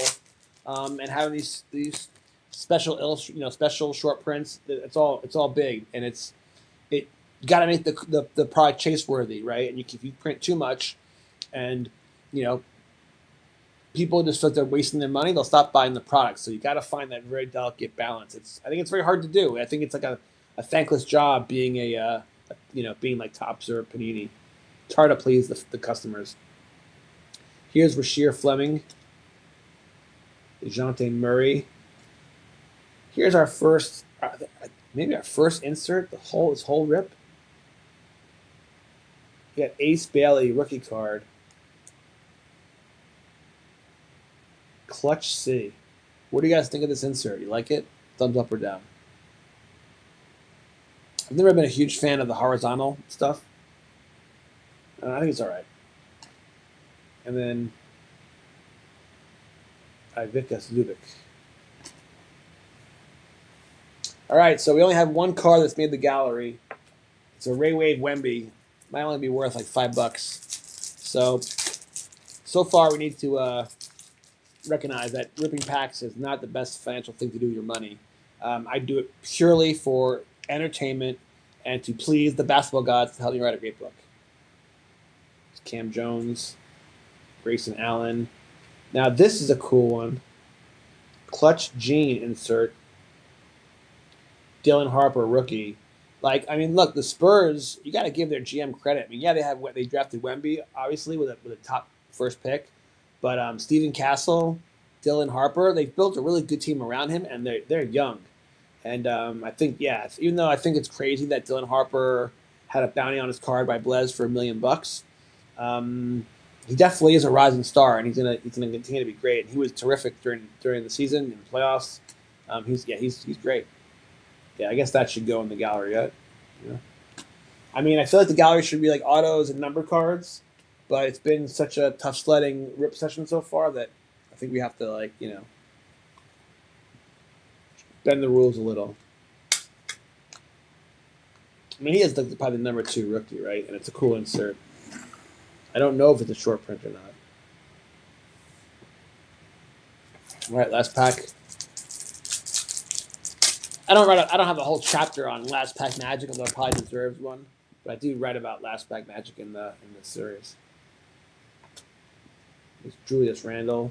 What do you think of those alternative Wolf jerseys with the pink trim? I think they're pretty sharp, actually. There's a red, white, and blue Kareem. The Kansas City Kings just played the Lakers 2 games ago in my franchise on NBA 2K, and they definitely were the toughest matchup that I have had. So far, my team's 5-1. I'm off to a good start. I'm only playing on semi-pro, by the way, because I'm not that great at basketball, so I'm still getting used to it. I have a philosophy that I'll play at the hardest level that I think is competitive. Then once I win a championship, I let upgrade the level, and I won't look back. So I won't play on semi-pro for long. Hopefully, I'll win the championship soon, and I'll go to the pro level or whatever. Anyway, yeah, Kareem didn't have a big game against us. James Worthy did, but Kareem looked his design looked awesome. He wore glasses and stuff, and it's amazing how cool the graphics are, how realistic they're beautiful. Kevin Durant, he's a legend. This guy's played for like 20 teams, but he's had a great career. He'll be on a new team again next year, I think. All right, quick break. All right, so let's do a mega box.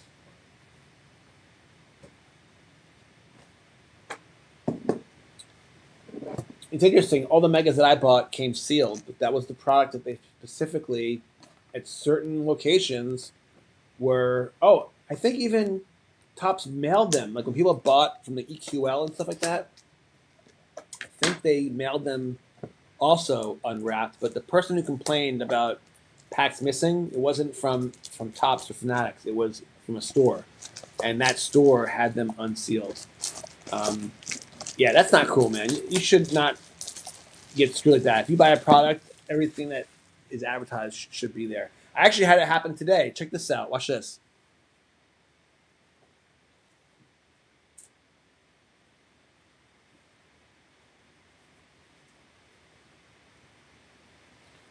So I mentioned I've been buying junk wax boxes. By the way, I'm not exactly sure of the angle that I haven't. I'm still in the early stages of that book. I'm just thinking about the book and collecting the boxes right now. How I write it and the direction of it philosophically and all that stuff, I'm not sure yet. But I have a couple ideas. But one of them is to do it as like an investment book, and we call it the junk wax comeback.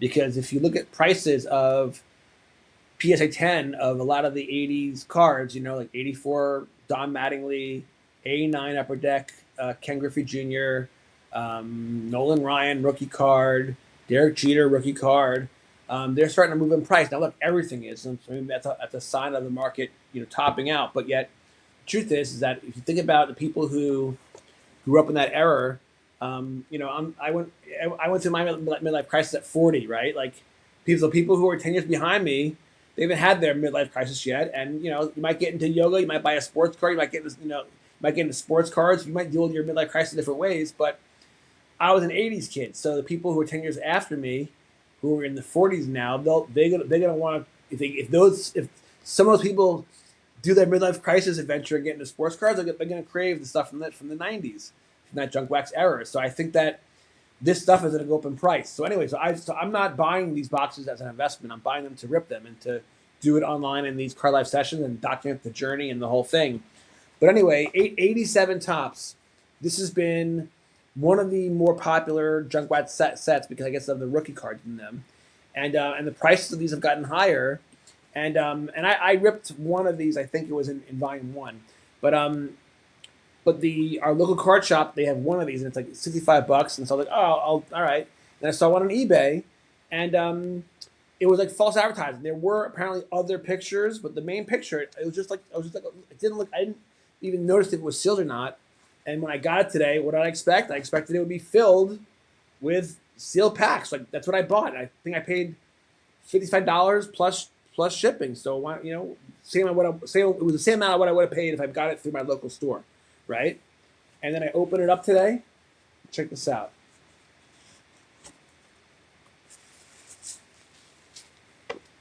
It's filled with all the cards. The seller had opened all the packs, and I don't even know if every card is in there because maybe there are some good hits. I don't even look. I'm so annoyed. I want you. I don't want your pack. I don't want your car. I want your packs because the purpose of the packs is to open them. It's for the experience, the pack openings. So I reach out to the seller and I'm like, hey, bro. I'm like, you don't mind? I need a refund, and I'm even happy to mail these back to you at my own expense because I don't want these. It's not what it's not what I wanted. I wanted a box filled with packs, and he said no. He's like, no, it says non-refundable. I'm like, dude. I'm like, I sell on eBay. If anyone ever complains about the quality of the product, they say it's bad or they say it didn't arrive, even though I just refund the money because you know what? It's not worth it because the customer's always right. Because if a customer is pissed off at you and they give you a bad rating, it really hurts your rating and it affects your potential sales. And so you just do the right thing, even if it means sometimes giving a refund when it's not unfair. I mailed 2 ETBs. Now, this is my fault because when I mailed out those Pokemon ETBs, I just took a picture and I didn't actually physically type in the tracking number. But when I mailed them at the post office, I mailed the picture and I even showed a picture of the tracking number, so the person had it. But then they can claim that it never arrived, and then if I didn't manually put it in, they can then get a refund. And 2 of the boxes, people said they didn't get them, but I just gave it a refund. What am I going to do? Is it worth arguing with these people?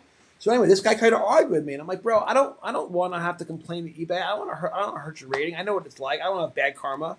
I'm like, just refund the money. And I'll mail them back to you. But this is like worthless cards to me, man. And he didn't. And so finally, he was like, well, if you feel, go deal with eBay. And so I contacted eBay. I took a screenshot of one of the early part of our conversation.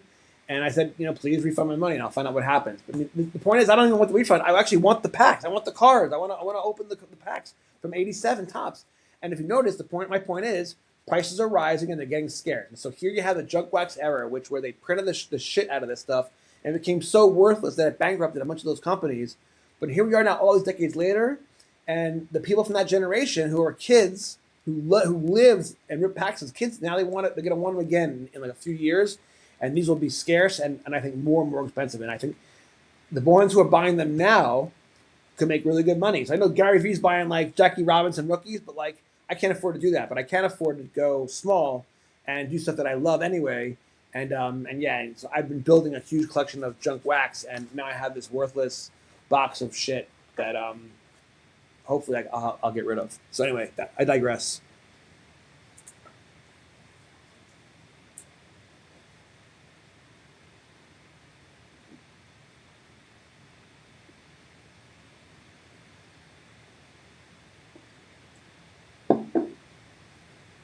All right. So a lot of the YouTubers that I follow, they're so hardcore on the ripping that they know that like the hobby has this guaranteed. It doesn't have that. The blaster has this. The mega has that. So I don't know all that stuff. I haven't read the back of the thing. I do know this. They are designed differently, and so the stuff that you get in a mega can be different than what you can get in a blaster or value or a high box. So far, we have not pulled any number cards, no autos, no patches for sure. Um, it's been a total bust. In fact, I've done over 1,000 pack openings before I created the Chronicles platform, and I'd say that if you watch them all, 85% of those pack openings were busts, right? That's the nature of this hobby, you know. People enjoy this hobby in lots of different ways. You know, not everyone's a pack rat. I'm a pack rat. I'm like a Matt Strom disciple. I love ripping wax. I also love collecting, building sets too. But I'm not a big investor. But I do have cards that are worth it. Like I have stuff that that George Brett rookie, Ricky Henderson rookie, stuff like that. But like I don't deal with these. Like I watch on the national. You have people who are dealing these $20,000 cards back and forth. Like it's no big deal. That's not my deal at all. I don't enjoy that. I'm happy to collect cards from a video game that I play for $1. You know what I'm saying? But there's no right or wrong way to enjoy this hobby. In fact, I think every way to enjoy it is the right way that works for you, because you should enjoy your life and enjoy your hobbies the way you want to. The fact that you have a hobby you're passionate about is awesome. And I think this is one of the best hobbies there is. And you can do this hobby by yourself, but it's even better when you do it with others. And I'll be at the National next year, by the way, so I'm super excited to hang out with a bunch of you guys and share the hobby with all of you. There's Yannick. D'Angelo Russell. Here's a cool insert. Jalen Green, Stratospheric Stars. And then this is our first X-Fractor. And then we got a Ray Wave. So that pack had some spunk, but not any of the big names.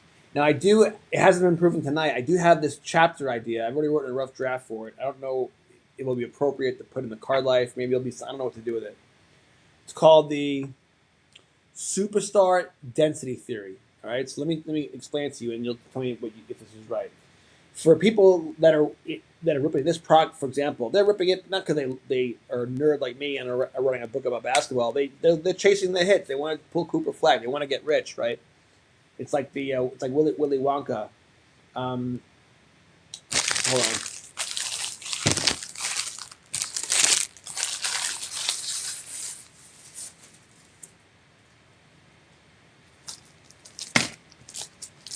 Yeah. Sometimes I lose my train of thought, and I realize what the universe is saying. Get back to the packs. That's what this is the pack opening session. Less talking, Fink, and more pack ripping.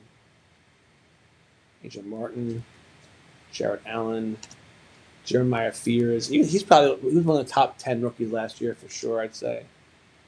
Here's Dort with the X-Fractor.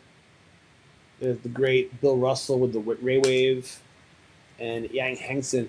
So I did the first iteration of the Lost franchise. I did a version with the modern day players, and Yang Hengson was my first round draft pick from the expansion draft. And he was pretty good in the game. I liked him actually. He was good. 7'1", little slow, but he could do a pick and roll, get the layup going. Still no new Cooper Flag. Still no Steph Curry. Still no LeBron. Jalen Johnson. We've pulled Magic twice, however. Shout out to Magic. Damian Lillard. There's an X-Fractor. Powell. And then Josh Hart. We've pulled that before, too. Oh, that's a bust pack.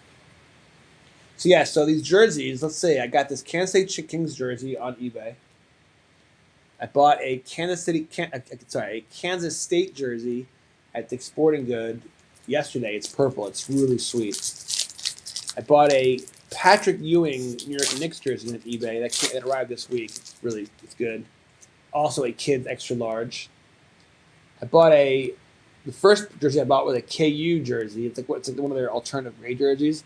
So I think I already have five jerseys. So I'm definitely like well attired to be editing this book for the next few weeks. There's Dirk, Zubak, Quentin Grimes, Igor Demon, Extractor, Dort, Drake Powell, another bus pack. You know what? I think a lot of times when you watch other people rip packs, it's a relief because we know that unless they're rigged packs, because like some like A-list, YouTube celebrity who's got to deal with fanatics is ripping the packs, and there's like wild, crazy hits. When you watch other people rip packs and their majority of them are busts, it's kind of like, phew. I'm glad I didn't waste my money on that shit. Because today so far it's been nothing close to profitable. But I'm actually still having fun, and I hope you are too. I really appreciate you guys hanging out with me tonight. I hope this is entertaining like television.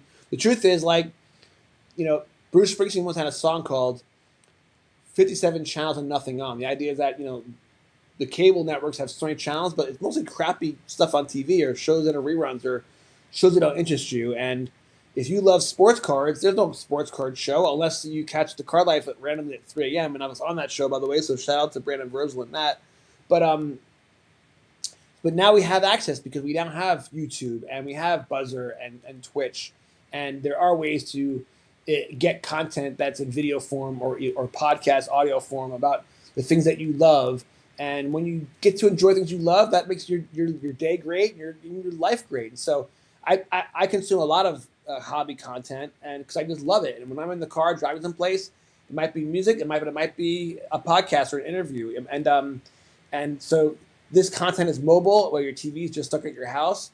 And by the way, the content continues to get better. Like for example, Jeff Wilson, he's controversial. He's kind of polarizing. You love him or you hate him, but you got to give him credit for the fact that he started in his basement with his phone, and now he's got a studio. And even when he travels, he's got big production, and it shows. It's well done, high quality stuff. And so like the sports card hobby has become legit. And by the way, the same way that Barstool, right, has become a huge network that's worth millions. There's a podcast network out there that's going to become the next Barstool because people love content of the things that they want to consume, and the sports card market is still in its infancy. I read about this in my first book. When Jeff Wilson started doing his stuff, there was no one doing hobby stuff. It was not cool. The hobby wasn't cool. Now we have guys like Logan Paul who love sports cards. The hobby's finally becoming cool, and the hobby is starting to grow in lots of different ways. More women and girls are joining the hobby. Here's Con Canapel, another clutch gene. He was the number 2 rookie chase this year. There's an X-Fractor with Cameron Johnson. Back-to-back X-Fractors with Kawani Leonard and then Jordan Poole. We'll give Con Canapel some glass. So when I do my Card Life Chronicles, the idea was that I'm ripping all these packs because I want to have material.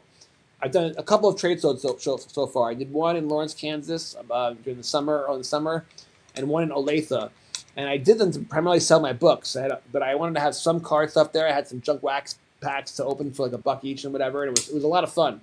But I thought the next time I do a trade show, I want to be better prepared, and I want to have all the products reflect the books that I sell.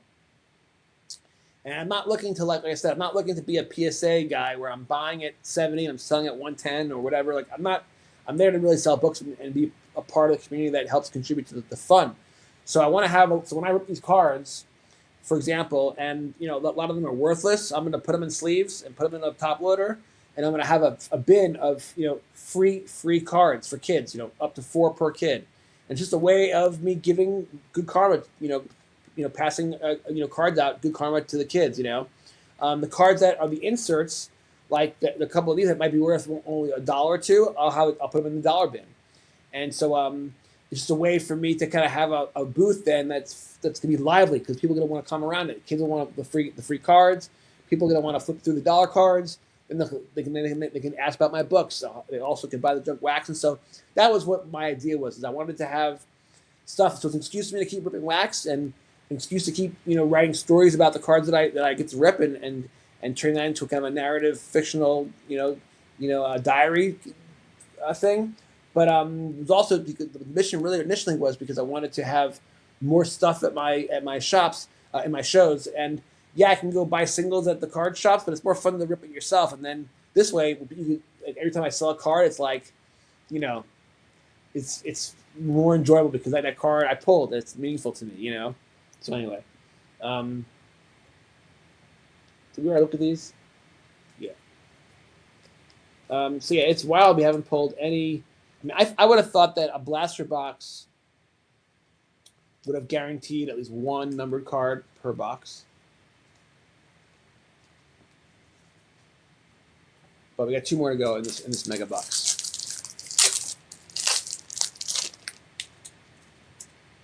There's the Joker. I mean, he's reinvented the center position, right? I mean, he like, triple doubles almost every game. He can lead the league in assists. He's amazing. He can shoot the three. All right. Well, I spoke too soon, I guess. And maybe I didn't want to jinx myself, so it's all good. But here's a DeJounte Murray yellow Ray Wave out of 275. And I'm just going to say that it's just a beautiful card. The yellow makes the Ray Wave look way cooler than the regular Ray Wave.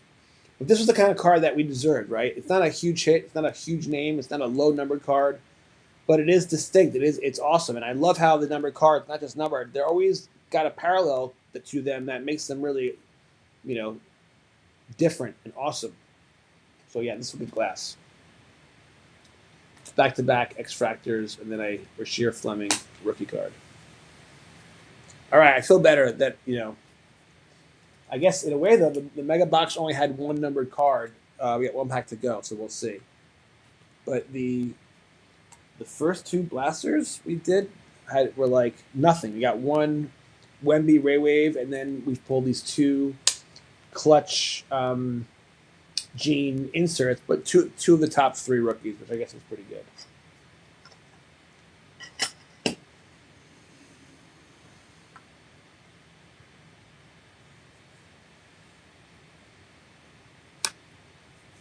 All right, back to business.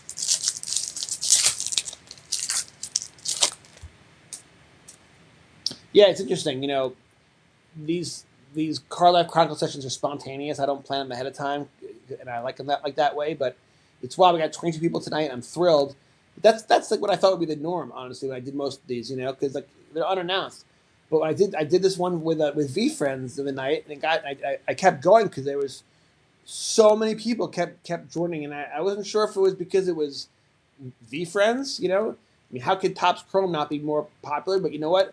Maybe that's the point. Is that V Friends is rare. That's sometimes a rip session for V Friends, and there are thousands of people all over Twitch and TikTok who are ripping this stuff tonight. So maybe that wasn't a great idea marketing wise for me to rip the same stuff. Although I thought that maybe that would actually be good because people wouldn't be able to get enough of this stuff, and I'd be the late night session where people can watch some cards get ripped. There's Paolo Balcero. How many points did he put up in one game? Was it like 58? Rob Dillingham. Jarrett Allen, power players. Bradley Beasley with the X-Fractor. Jaylen Brown, now a 76er with the X-Fractor. And DeJounte Murray, where I just his base. All right. So how do you guys doing in the chat? Should we keep going? You guys want to keep going?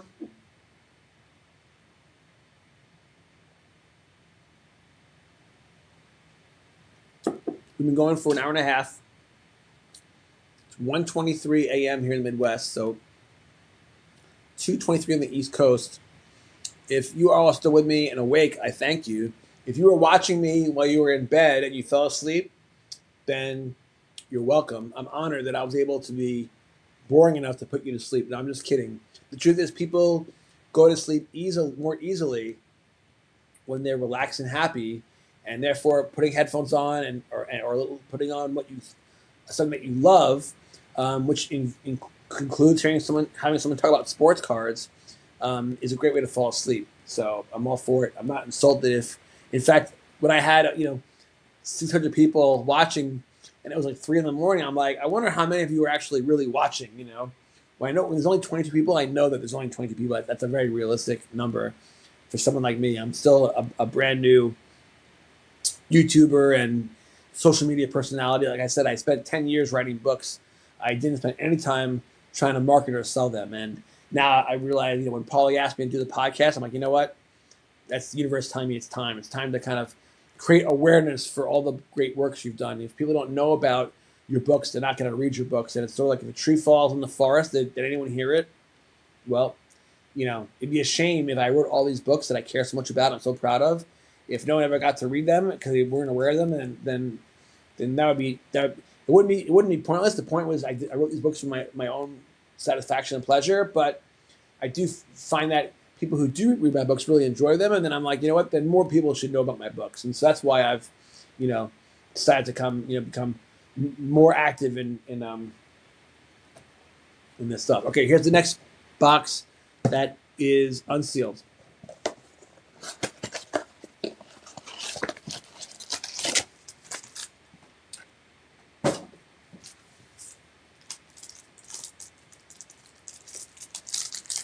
The truth is I'm doing this live, but people will be able to watch this on replay anytime, anywhere. And so I'm well aware that, I'm grateful for the 23 people that will be tonight, but, hundreds or thousands could watch this, tomorrow. You just don't know. You don't know what video will go viral. I'm always kind of amazed on my TikTok. I now have like 3,000, almost 4,000 followers, and a lot of my stuff is the same stuff, promoting my podcast and my video game stuff and whatever. But then I'll record something kind of random, and that will go like 10,000 views and goes crazy viral. It's just wild how like your non-usual stuff can become more popular than the stuff that you think should be your bread and butter, whatever. Andrew Wiggins, the red, white, and blue, and then SGA with the bass. I had Levi Dombrowski. He's a member of the Top Shot community, huge Oklahoma City fan. He was on my show Rip Sessions last episode on Tuesday night, and that's gotten a lot of views on the replay. It's actually my most watched video now, so I definitely understand that when I go live and it's spontaneous, not everyone will join me, but people will find this video down the road. So if you're finding this video a week from now or a month or a year from now, dude, thank you so much. I appreciate you, man. You're awesome. Cade Cunningham, Shaden Sharp, Josh Giddey with the red, white, and blue, and Jaden McDaniels. I mean, check this out. These are all the cards so far that we've pulled tonight that I consider to be busts. And these are all the cards that I consider to be worthy of being featured in the gallery. There's only 4 of them. Hold on.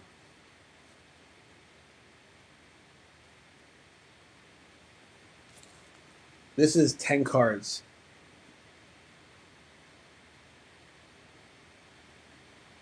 Let's try again. 1, 2.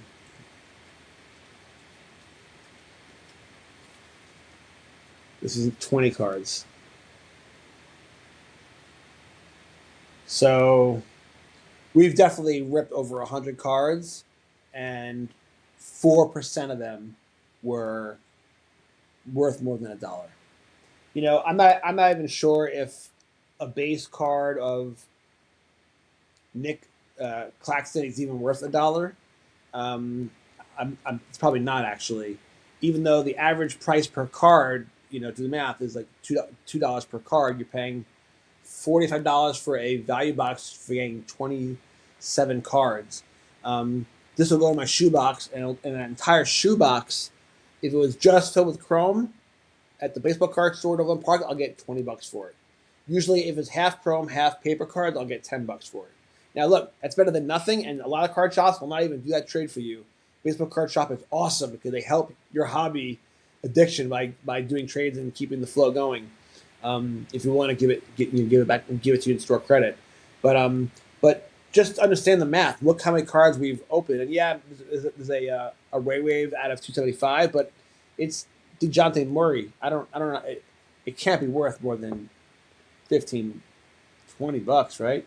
Probably like $10 card, I'm guessing. Kwani Leonard, Cameron Johnson.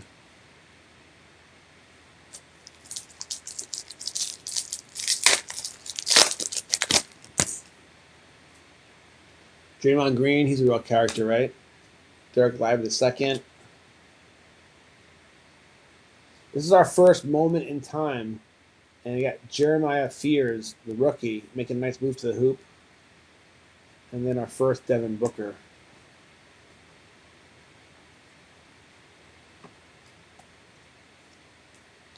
We'll give that insert some glass.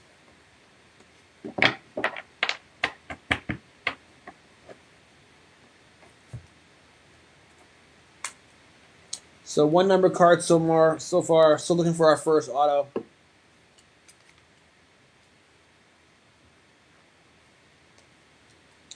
Now, the prices in the secondary market have not moved very much today. I've been checking them all day. I'm curious. I'm guessing if the Cooper flag gets pulled, prices would go down. I think if we go a week and he has not gotten pulled, prices could go up dramatically. We'll see.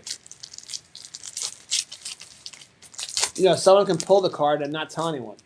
It might not be public. There's a Wemby base. PJ Washington. Jason Tatum with the Stratospheric Stars. And Aaron Nesmith.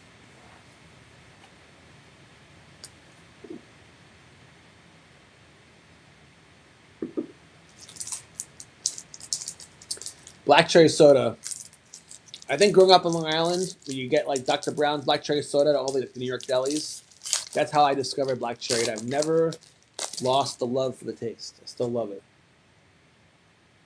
Jaren Jackson Jr., Andrew Wiggins. Okay, here we go. Cedric Coward out of 275, yellow.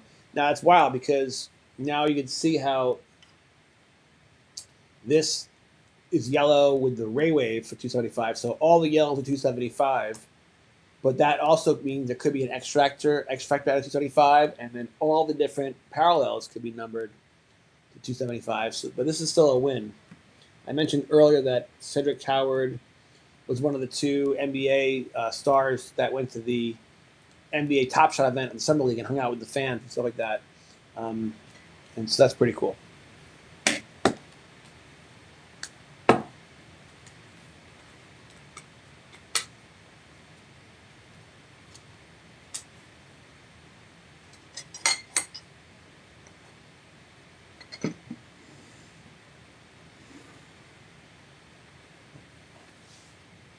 Last card was Sabonis.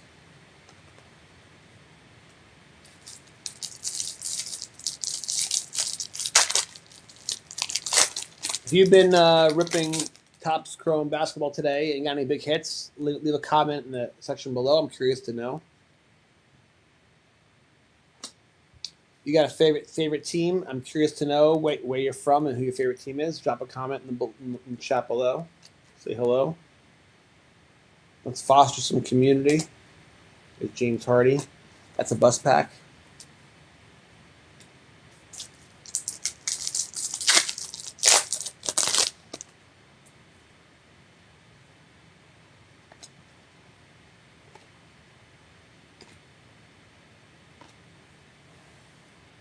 Sometimes there's just nothing to say. All right, that was the end of that box. I guess that one did deliver one numbered card. So that seems fair. Let's do another one. I don't use the old. I just use a scissor.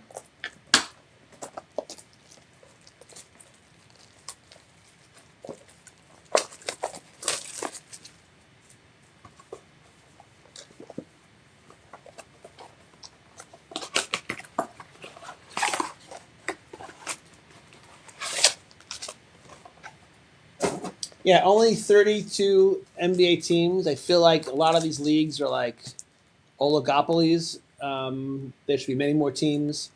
many more cities can support these teams, I think, and I think that would grow the game. So, like, I wish Kansas City had a team. St. Louis should have a team. Omaha should have a team. San Diego should have a team. Austin, Texas should have a team. It's Aaron Wiggins, Pascal Siakam, Rick Barry, Carmelo Anthony.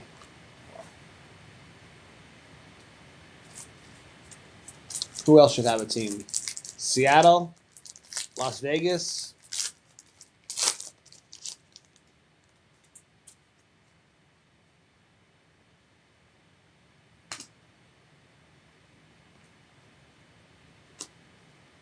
Yikes! Bus City. Yeah, I mean Las Vegas. I just spent the weekend there. What a fun town. It's crazy, especially when it's like 110 degrees and it just fun. People are like the Friday night Los Angeles Aviators game, 110 degrees, and the place is packed. People just don't care. They're just so used to the heat. They're used to it, the dry heat, whatever. But I've not been to Vegas in like many years, and yeah, it's just can't stay there too long. It can get dangerous, but what a fun town. So much to do. Tobias Harris, Jalen Brown, Nikola Vucevic, Micah Peavy. Still have not pulled a Cooper flag of any kind. It's coming. Gotta be optimistic in card openings and in life.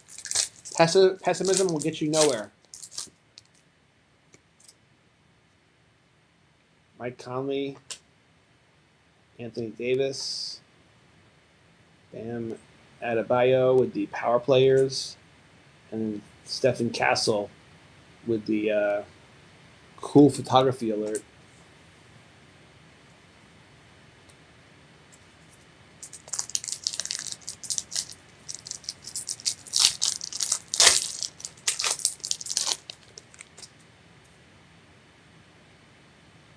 Anton, Dyson Daniels. Oh, this is cool. Here's a moment in time for VJ Edgecombe, one of the top rookies. This is for his NBA debut. And then Noah Penda. Like, these moments in time, they're obviously rare because we haven't pulled them very often. We've only pulled 2 out of tons of packs, but I'm not so sure if he's going to be worth more than like $5 in the open market. We'll have to wait and see.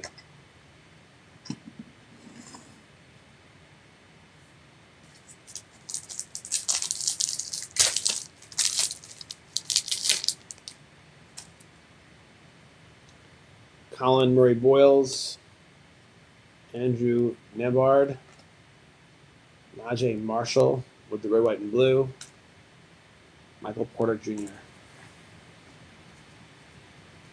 All right, last pack Magic for this blaster.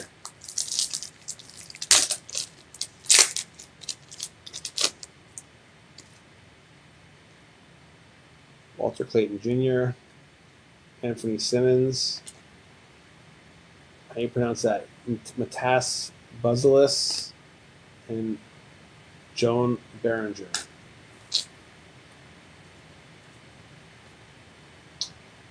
Now, there is something to be said for this. In my PC of like vintage cards, I collect a lot of like old school stuff, and it could be a PSA 1. I don't care. I just want like all the old team, like the St. Louis Browns, the stuff that doesn't exist anymore. But there are certain players that are kind of in like my pantheon of like my Hall of Fame, and Sandy Koufax and Jackie Robinson are 2 of those guys, and I have pulled their cards in the same pack of like Topps, modern, the modern cards, whatever, like retro, whatever. But I didn't have any like PSA real old vintage cards, and so I recently did buy a 1961 Sandy Koufax, right? And it was not cheap. It was a lot of money, and I hope it's good value. I probably bought it at the top of the market. If this is the top, we'll see. But it's PC. My son played for the Dodgers. He'll love the card. He loves Sandy. So we're going to keep it anyway. I don't care about the price. In fact, I'll just say this. A PSA 8 I saw today, which the Jordan Neal at the baseball card store, he bought bought some stuff from customers at the National, brought it back. A PSA 8 was going for $1,300. My card, I think, is worth $500. Big difference between the 7 and the 8, I guess, or maybe the 7 undervalued. Who knows? Doesn't matter. I'm going to keep it. But the point is this: it was around $500, and I had traded in some Pokemon stuff for it, so I didn't come out of pocket for it. But it was, when you trade it in, it's value, it's money. It is what it is. It's fungible. So yeah. So like, let's do a blast. Oh no, let's do a.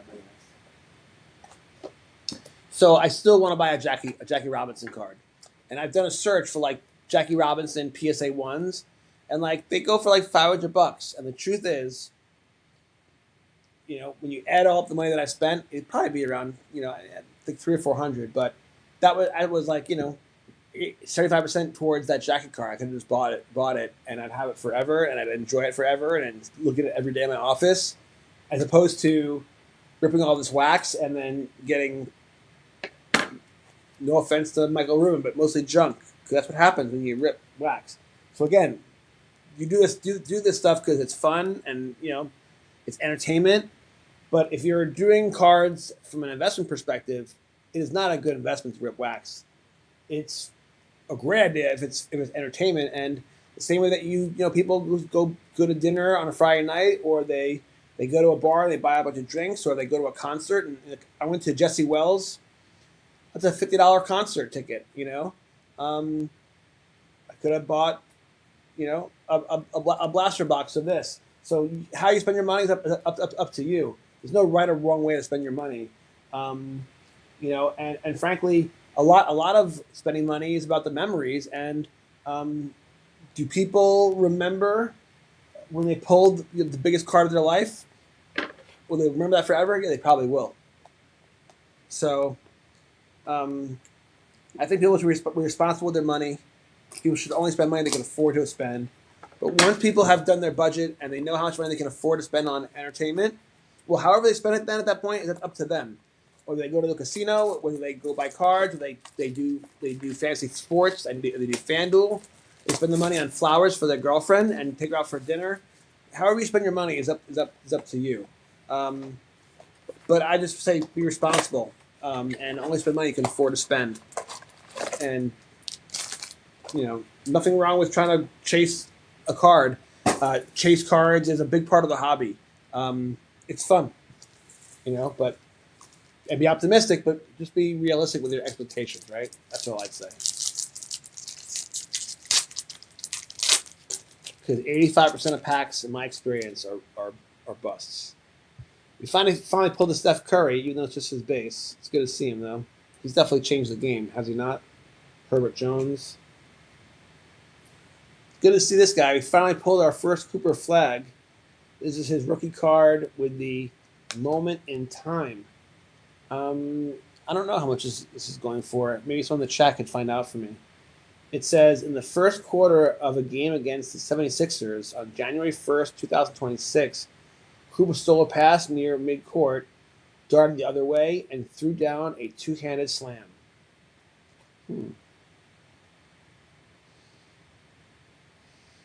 Okay.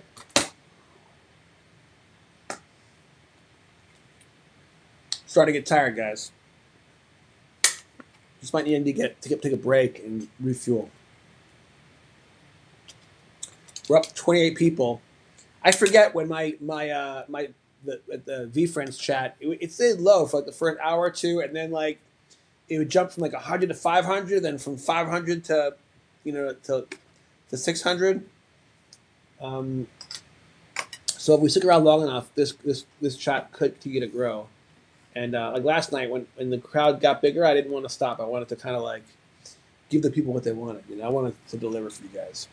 And by the way, I do have a decent amount of V-Friends still in my stash, enough for another rip session at some point down the road. Now this is a cool one because it's a horizontal extractor for Al Horford. I haven't seen that before.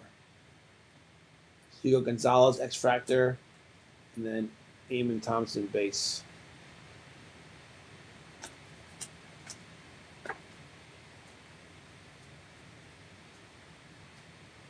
So we do have a card show in Kansas City this weekend, Lee Summit, one of the better ones. I'm really excited for that. I'll be going. I'll spend most of my weekend editing the Basketball Gods Are Real and creating content. There's Giannis. Hachimura. Excuse me, I'm getting tired. Jaden Hardy. Micah Peavy. LaMelo Ball. And Lou Alcindor, also known as Kareem Abdul-Jabbar. He converted to Muslim, in case you don't know. That's how he changed his name. Or converted to Islam. He's now a Muslim. That's how you should say it. All right, next pack. Yeah, so I had this funny thing happen during that 3-hour VFriends rip session.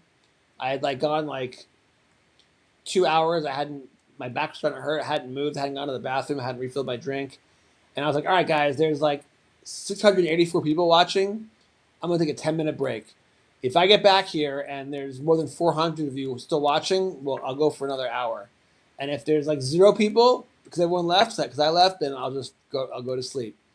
And I came back and there were not 864 people. There were actually 867 people. There was 3 extra people who showed up. There were more people. That was amazing. That was crazy. And then at one point I was like, all right, who's here is sleeping? Maybe this is all bots. And then someone would type in, I'm here having fun. I'm like, dude, let's go. So, I guess it wasn't bots. Tyrese Maxey. We're pulling a lot of Bill Russell today, right? I wonder how many legends are in this set. Miles Turner. It's just a cool looking card. Stephen Castle with the X Factor. We're pulling a lot of Rick Barry too with the X Factor. And then Trey Murray. So I probably should have kept track. Let's see, So far we have ripped 2 Megas, 3 Blasters. So for those keeping score at home, oh, sorry, we have more to go in this last Blaster. But so far we've only pulled 2 numbered cards. We've got 2 Clutch Gene inserts, and we've pulled 3 Moment in Time rookie cards. But one of them did include Cooper Flag.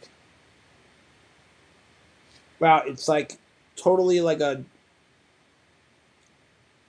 Photoshop card. If you look closely, it looks like he's being beamed up to space by an alien.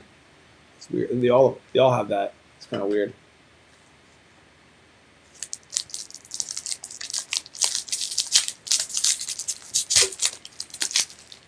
Yeah, so I'm grateful for every viewer, and I'm still kind of new to the YouTube game, so I still kind of get giddy when every time we add a viewer. So now we're at 30 viewers. Guys, thank you so much for joining me. I appreciate you. I hope you're having fun.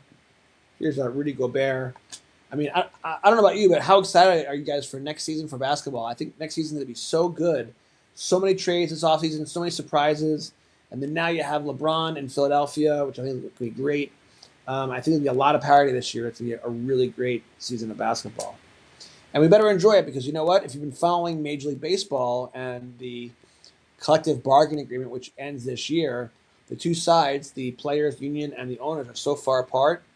I think there is using percentages, I'll use 85% chance of a lockout because I think that the salary cap is the hill that the players will die on. And the owners will say, this is the last league who doesn't have a cap. We need it for parity. Look at the Dodgers. You got to stop the Dodgers. And the players are going to say, you know what? No, we're not going to just cap our salary and let you guys get richer and richer. We want a part of that action. We're the product, actually. And they have a good point. And so I think that there's no other way around it. They'll do a lockout. And what I'm hoping is that when that lockout negotiation begins, they solve all the other problems in baseball, like deferred payment. Like how does the Dodgers have a $1.1 billion deferred salary situation? How do we reconcile the fact that the Dodgers have a specific special media rights deal that extends from after their bankruptcy in the reconciliation deal they had with Major League Baseball? So there's a reason why the Dodgers have a slight advantage right now. So we should work on that. By the way, just because they have an advantage, no guarantee they're going to win anything. They lost to Diamondbacks 2 years ago. They won the World Series based on a play-at-home plate. They almost lost. They've lost 7 in a row. They've lost 2 series in a row. Just got swept by the Cubs. So what? They got Tariq Skubal. Doesn't mean anything. In fact, now they'll be more fun to root against because they're the new evil empire. They're like what the Yankees used to be during the George Steinbrenner years when they signed A-Rod and David Cohen, all those big-name players. Anyway, here's a stratospheric star, Damian Lillard, Drew Holiday, X-Factor, Caleb Love, rookie, Ray Wave, and then Trey Johnson, base rookie. All right, 3 packs to go.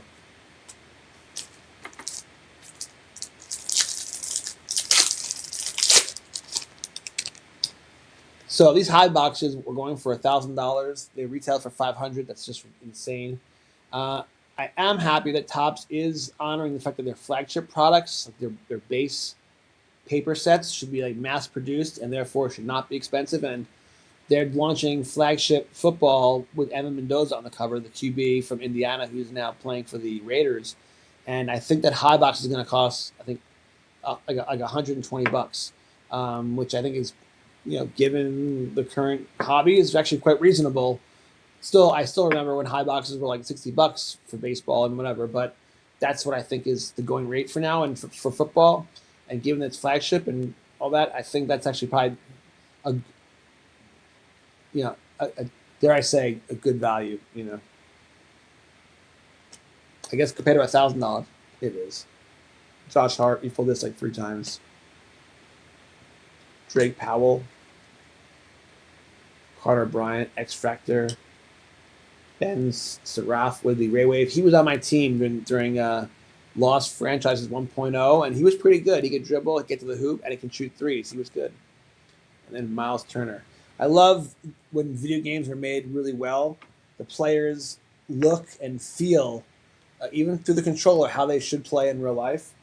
And I feel like NBA 2K does a really good job of that. The players really do look and feel and play like they should. I think it's a great game. Very well done. I really enjoyed playing NBA 2K. Out of all the video games over the years, basketball is the least sport I've played, although I did go hardcore when we used to have the NCAA basketball game on like the old Xbox Live. I played that a ton for sure. And I've also played a lot of college football as well. And even though I definitely played a lot of Madden over the years, in recent years, I only play the college football game because I think it's just a better model. I love college football. And that's probably why I wrote Spirits of the Gridiron, because I didn't like the conference realignment problem situation, and I didn't like what's happened with the transfer portal. The NIL I kind of do like a little bit. In fact, on it sports cards can do college sports cards now with authentic licensed logos because of NIL. So I think NIL is kind of cool, but generally speaking, I feel like college football is kind of losing its soul, and that's why I wrote Spirits of the Gridiron, because I wanted to kind of write a book about how college football can get their soul back. Here's Jordan Poole, Rasheer Fleming. We've pulled him a bunch. There's Murray again. There's Noah Penda, Amari Williams, and Jakunis. So I do like that the megas are 6 cards per pack instead of 4. It feels much more satisfying. That's probably the proper word. Yeah, so I was never really great at math, but I'm really good at like investing and understanding trends and all that stuff. And I appreciate percentages and how prop stat works. And like just so to go from 30 to 33 people, that's a 10% move. That's awesome. Thank you guys. Thank you for the 30 people who joined tonight.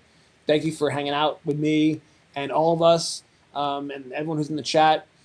Just appreciate you guys hanging out and enjoying seeing what cards come out of these packs together. Here's Cam Jones, rookie card. Straight up Photoshop there. There's Grayson Allen. We got Brooks. Michael Porter Jr. with the X-Factor. Thomas Sorber, and Jalen Green. So only 6 cards, but it was a bust. Is a bust, and that is that. All right, so we're just past the 2-hour mark, and I feel like that's enough for today. I do have a few boxes left over, and I'll probably go to Dick's tomorrow and see if there's any left. And if they do, I'll probably pick up 2 of each again, and then I'll have enough kind of ammunition, if you will, to do another rip session, at least for 30 minutes for an hour. But I am actually getting pretty tired. It's 2 a.m. here in KC, 3 a.m. in New York. But I am grateful for each and every one of you 33 people. And even though my last rip session with V-Friends got to over 800 people with 3 hours, I was shocked by that. If I had 33 people that episode, I would have been just as grateful as the 600. So I thank each and every one of you. Thank you so much for enjoying these cards with me. I'm sorry we didn't pull a patch auto, but again, that wasn't what I was looking to do tonight. I was looking to really just enjoy this hobby with you. As you know, I've been playing the lost franchises on NBA 2K, so check that series out. I post on YouTube. I post links and updates on Twitter. So yeah, so follow that stuff. And even though I appreciate the $1 cards, we'll try to chase some rookie patch shows again sometime maybe later this week. So you guys take care, and like I always say, God bless.